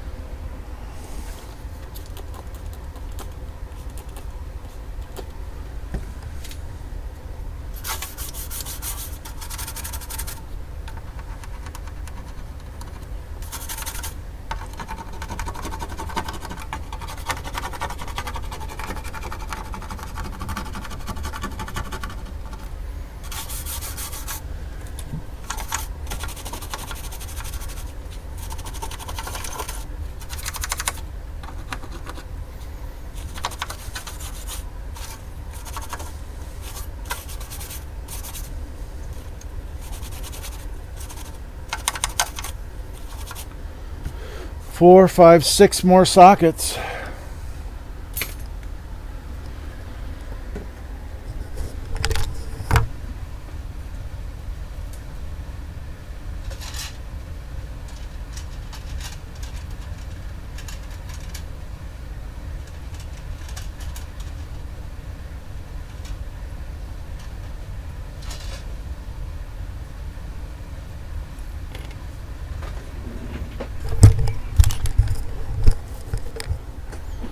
All right.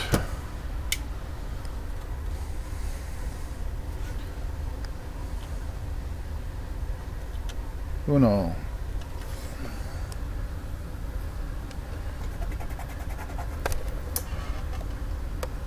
Beautiful.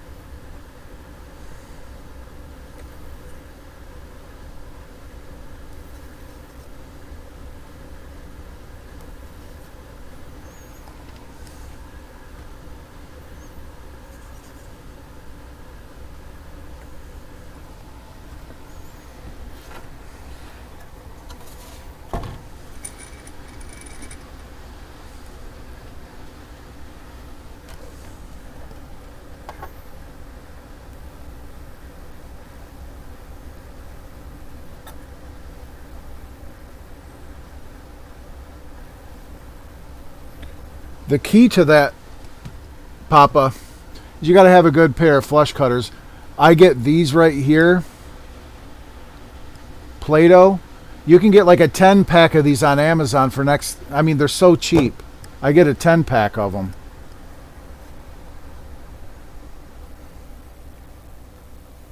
Just do an Amazon search for Play-Doh side cutters or something like that.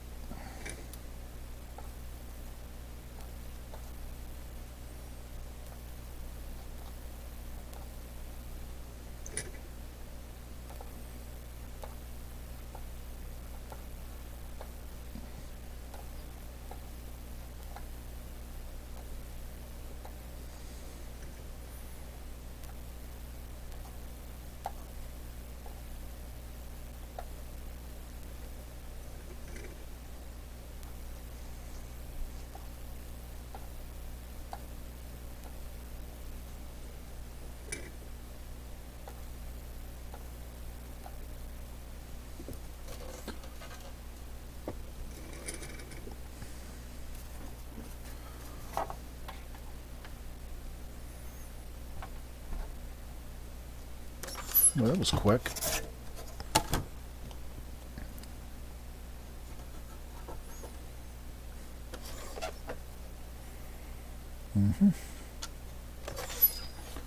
Next.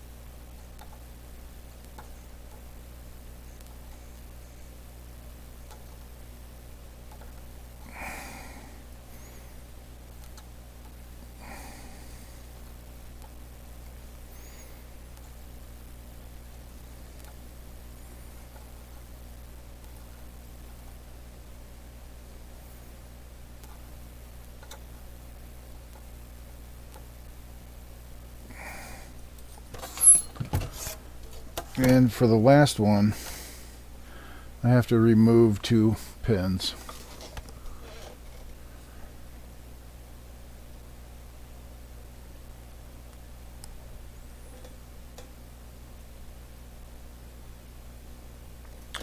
No, Wonko, I'm telling you, I bought a 10 pack of those things and they were like under $10, I think,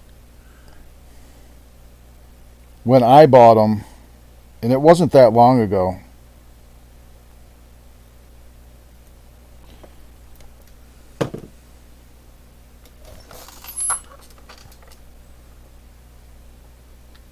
When I bought them, they were cheap. I remember I was like surprised. I was like, oh, wow. They were, I want to say it was like maybe $14.90 something or whatever. They were cheap. Maybe they were off, but these ones say Play-Doh on them. I don't know. Maybe I can find the listing. Check my, I might have a Amazon link for them in my video descriptions. Check that out. Check my video descriptions and see if there is a Play-Doh link. Play-Doh side cutter link.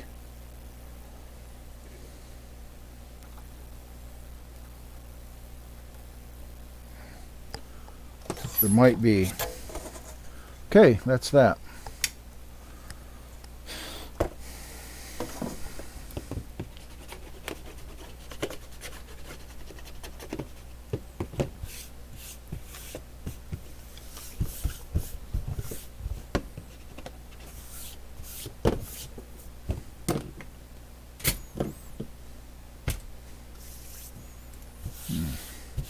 I need 4 157s, a 161, and a 55.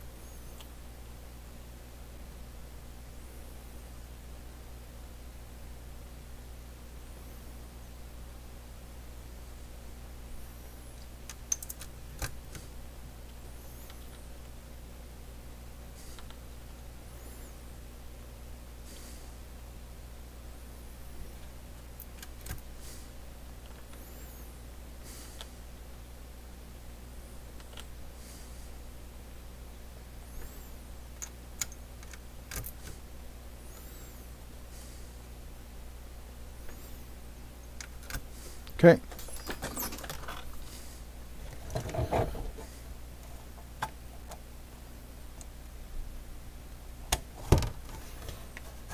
Let's see what we got.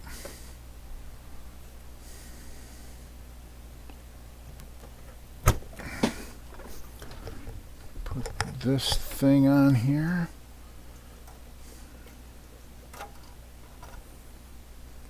Okay. Get everything plugged in.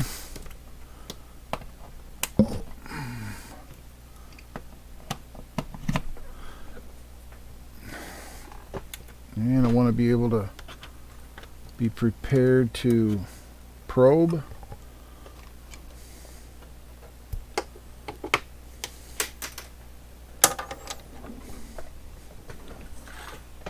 Be prepared to probe.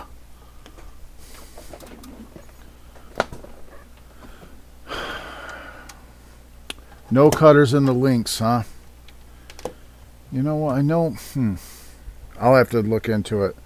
I'll have to go through my Amazon purchase history because I think it was maybe 2 years ago that I bought it.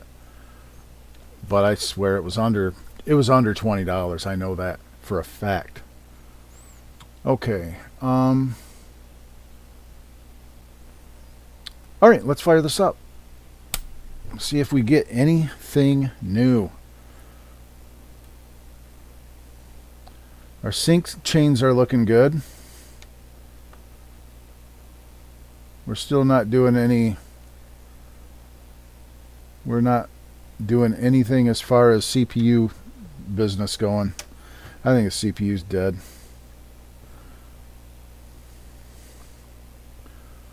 And this chip's no good. That's a floating output on this 08.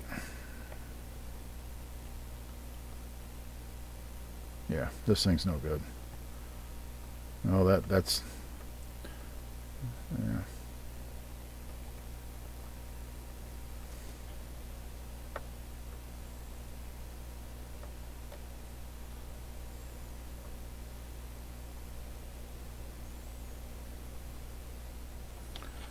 Yeah, this one's no good. Floating. The output is floating. So this chip's no good. Which other ones are no good? This is a 08. which is a floating low.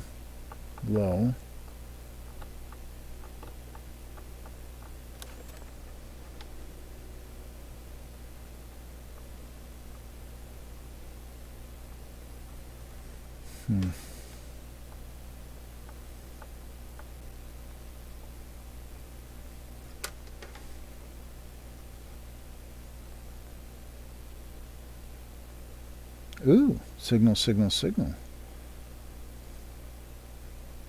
Ooh, we've actually got maybe a decent chip. We've actually got a chip that might work. It's quite possible.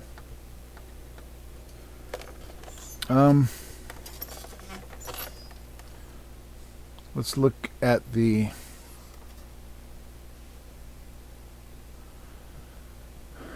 Wonko, that might be the new updated price is $23. Like I said, it was a couple of years ago, but even if you have to wait a month for them, it's worth it to buy them and just wait. Let me see. Let's switch over to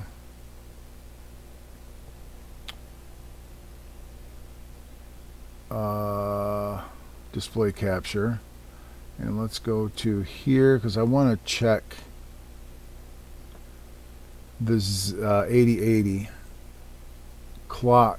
Pins are 22 and 15. 22 and 15.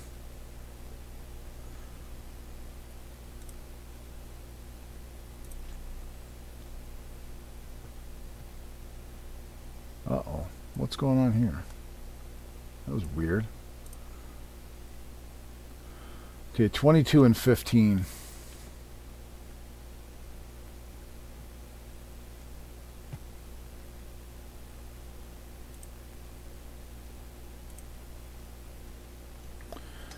$22 and $15. 21, 22, and 15. 20, 19, 18, 17, 16, 15. Those clock signals are there.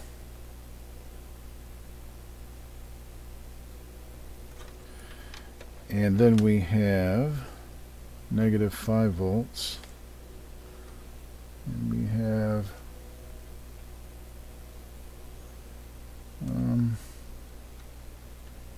I don't even know where the 12 volts is.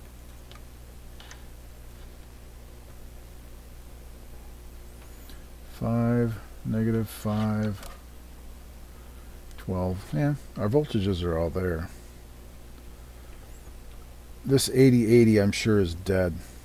So what I want to do is put a new 8080 in it and see what happens.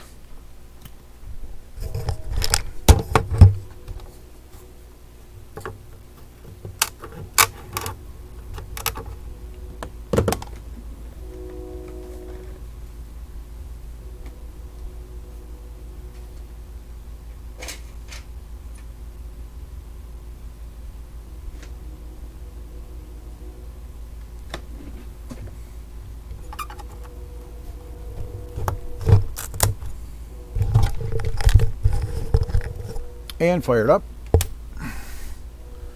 And let's see if we have a... Oh, we got action now. Oh, yeah, we got action. Still no video.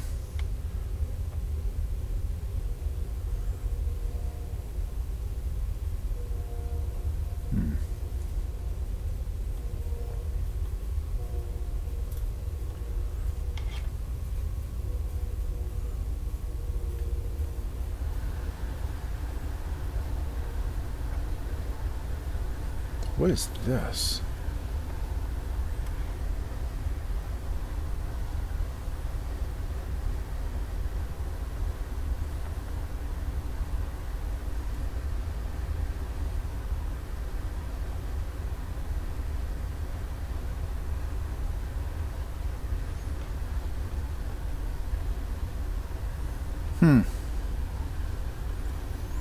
We have a pull-up resistor, it looks like. And it's totally corrupted on this end.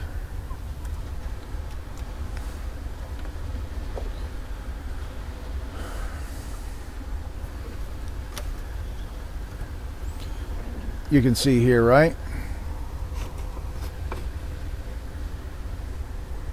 All right. This is, I take it, this chip's no good. That 8080, this beautiful looking 8080 from Texas Instruments is junk, unfortunately. So we have what looks to me like pull-up resistors. So I think this is just driving the address bus from the CPU, and this would be the side that's +5, and this is the pull-up side. See that? That is total corruption. This side, this is the pull-up side. Oh, this is a capacitor. Never mind. That's a cap.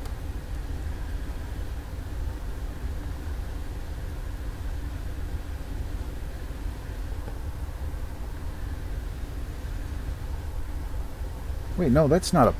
What is that? That is a cap, but this... Okay, yeah. This is the pull-up side of this. And it's driving the address bit, so it's just... It's a 08. So one side, one of the inputs is pulled high. The other side, the other input is the data bus, or the address bus from the CPU, and it's just driving it. And yeah, that pull-up side is all corrupted like that. That means these chips are bad. These 08s are no good. One of them's bad, and they're probably both bad. See, there's that pull-up.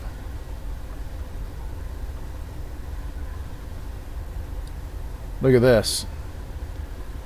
Input, high nonsense, output, or input, and the output is that. So this one's definitely no good. Input, input, output, in, out, in, out, in, out. So that one actually looks like it might be all right. This one's definitely no good. I can tell.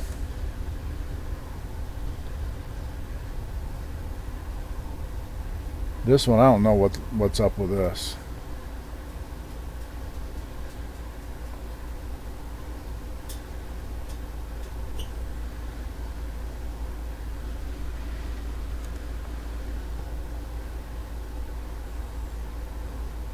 Yeah, this is goofy.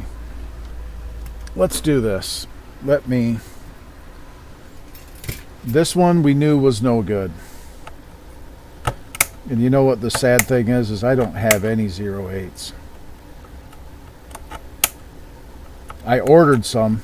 I have a outstanding order with Mauser Electronics right now, and I ordered 08s. I do have 08s in a different form factor, in a different package. So, and I do have adapter PCBs, so I could actually use adapter PCBs. Okay, this one we knew was no good, so let's turn it back on and check our pull-up. And it's still goofy. Yeah, so it's actually one of these. Let's try the first one.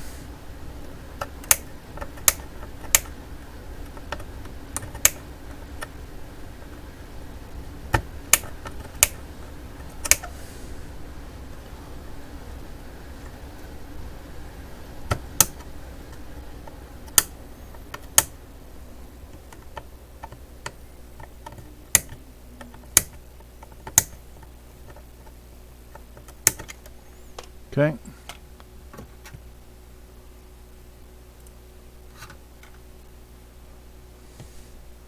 Now, let's turn it back on and see if that pull-up is still goofy.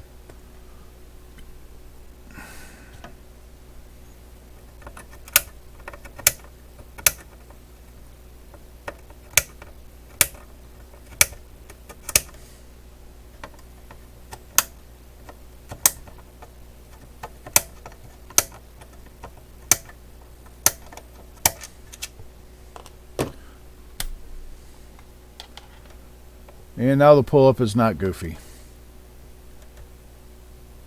So this was the bad chip, that one right there.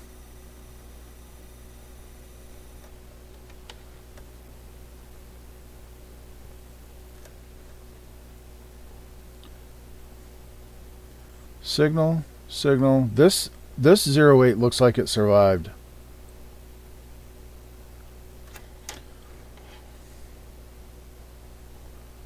Signal, signal, signal, signal, signal, signal. Yeah, that one looks like it's okay. These are our new 157s.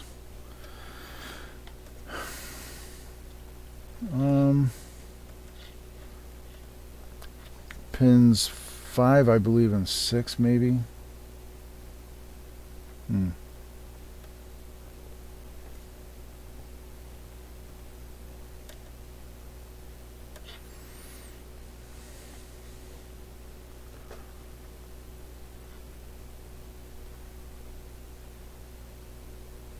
Right here's one of the RAM signals. The RAM signals are there to try to drive these RAMs. But I do have some address stuff going on.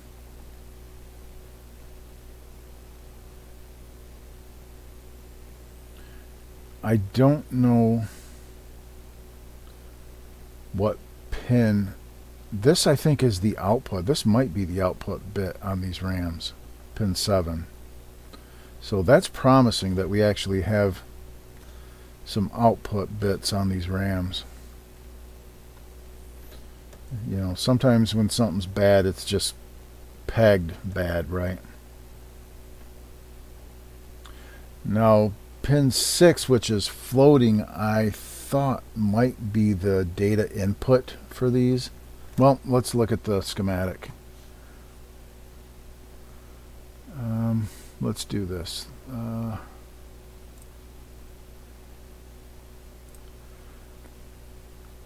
RAM data input.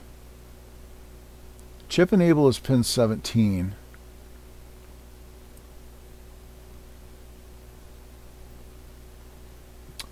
Data in on 6. Out on 7. In on 6 and out on 7. And data bits in is floating. There are no data bits in. And that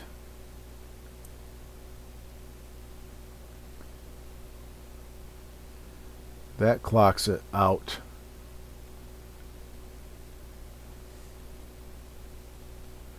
Data bus.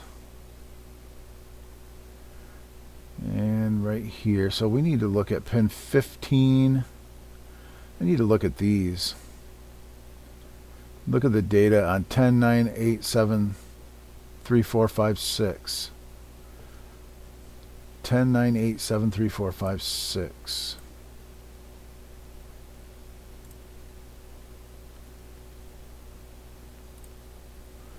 Okay. 1, 2, 3, 4, 5, 6, 7, 8, 9, 10. 10, 9. Uh-oh. No boy. That's a data bit. 8, 7. Oh boy. 6. 5. Oh boy. Yeah. No boy. Oh boy. Yeah boy. That don't look good. Those are connected directly to these things, these chips. Yeah, boy. Ooh, oh boy. Pin 15 has data. 3, 6, 10, and 13 is connected directly to the CPU on these. So it's actually 3, 6, 10, 13. 3, 6, 10, 13. 3, 6, 10, 13. They're all low. And that one looks like crap. These chips are no good. Let's look at data coming back on pin.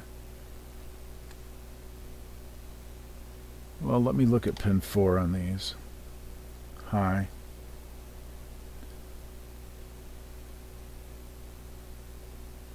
Yeah, these are no good. Because we do have an enable, data enable. We have signals here, right, on data enable. I need to be able to...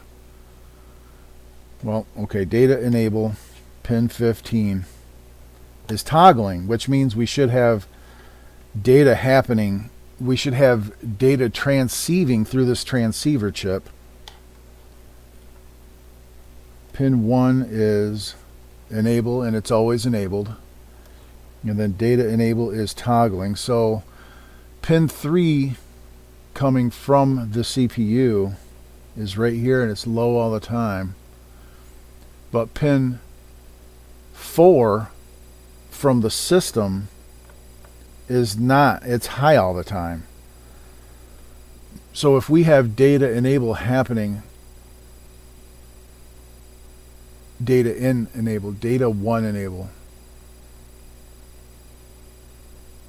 this should be toggling, and it's not. These chips are no good.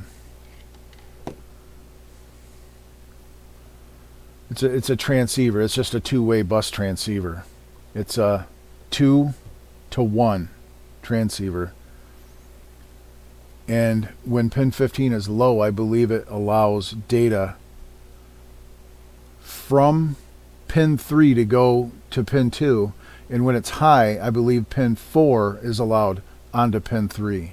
It's just a two-way transceiver. And those lines should not be low all the time like that. So those are no good. These chips need to be replaced. So that's kind of where we're at. I'm going to just kind of quick probe some other stuff, just because.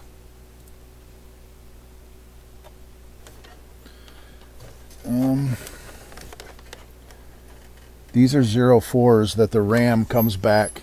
This is RAM data, and it comes through these 04s.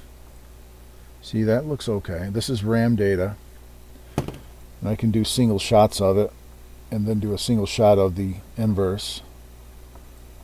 Single shot, and single shot of the inverse. So that looks okay so far. It might be something we don't have to replace. That's a 04 there, and there's another 04 because there's two of them. They're right next to each other. There's another one right here. It should look the same, pretty much. Just make sure we're getting inversion.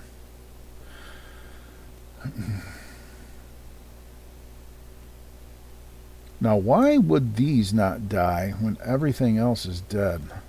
Isn't that kind of strange? What is this? Oh, that's a 166. So let's look at pin 13. We do have toggle on pin 13. We have a signal. Why don't I have any video? I have nothing on the screen. Why is that? I have this thing plugged in, don't I? I'm sure I do.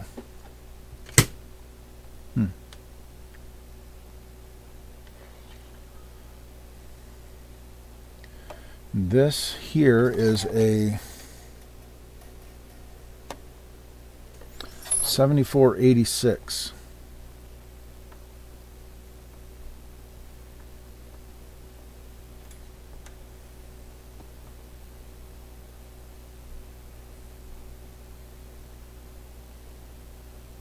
Looks okay.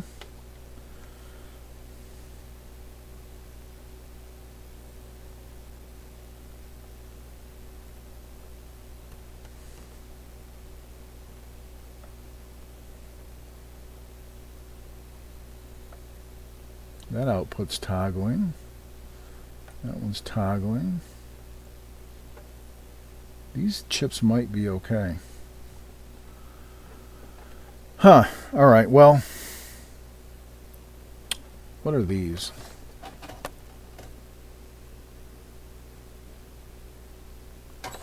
We have a 02.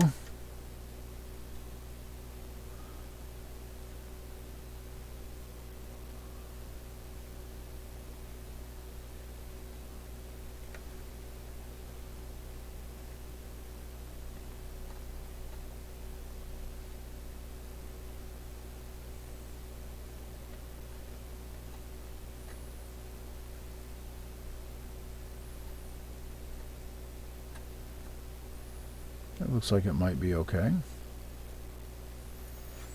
And this is a 174.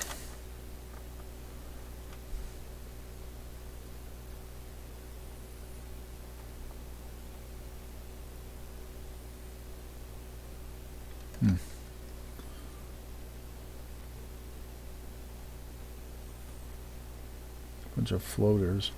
This is actually the latch that sends data to this board. And what do we have here? The 00.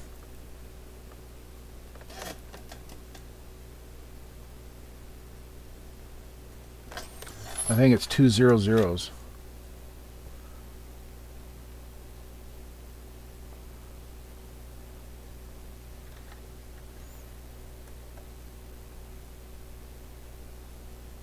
We got some signs of life on this board now, at least.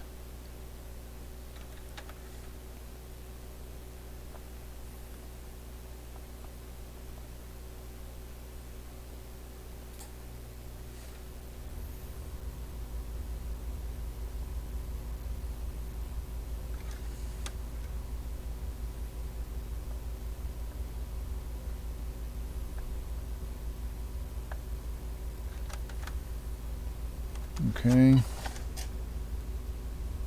00 and a 32.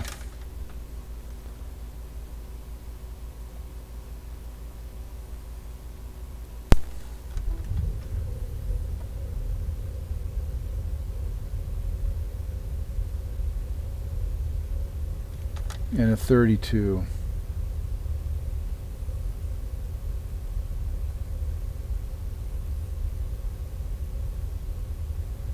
I don't really love this chip. I mean, it's correct, but it's not driving very high. It's not bad. Wait a second. This is not right. This is an OR gate. You have this signal, then you have a low. So it should be just driving this signal. And it's high all the time. Here we have a low, a signal. Should be the same signal. And it's floating. So this chip's no good. So we have... This one's definitely no good.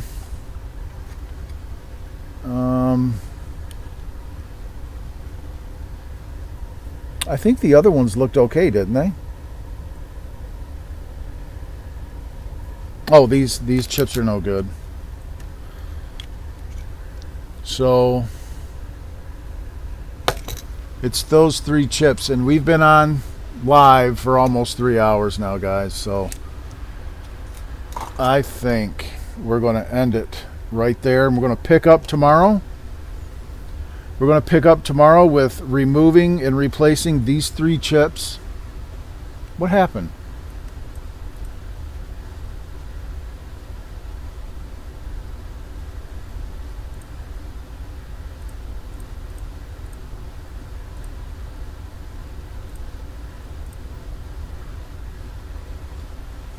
All right, fellas, it looks like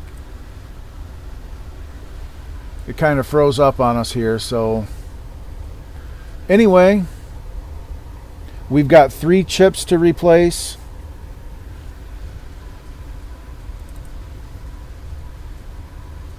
And boy, I wish I could unfreeze this. I don't know how to.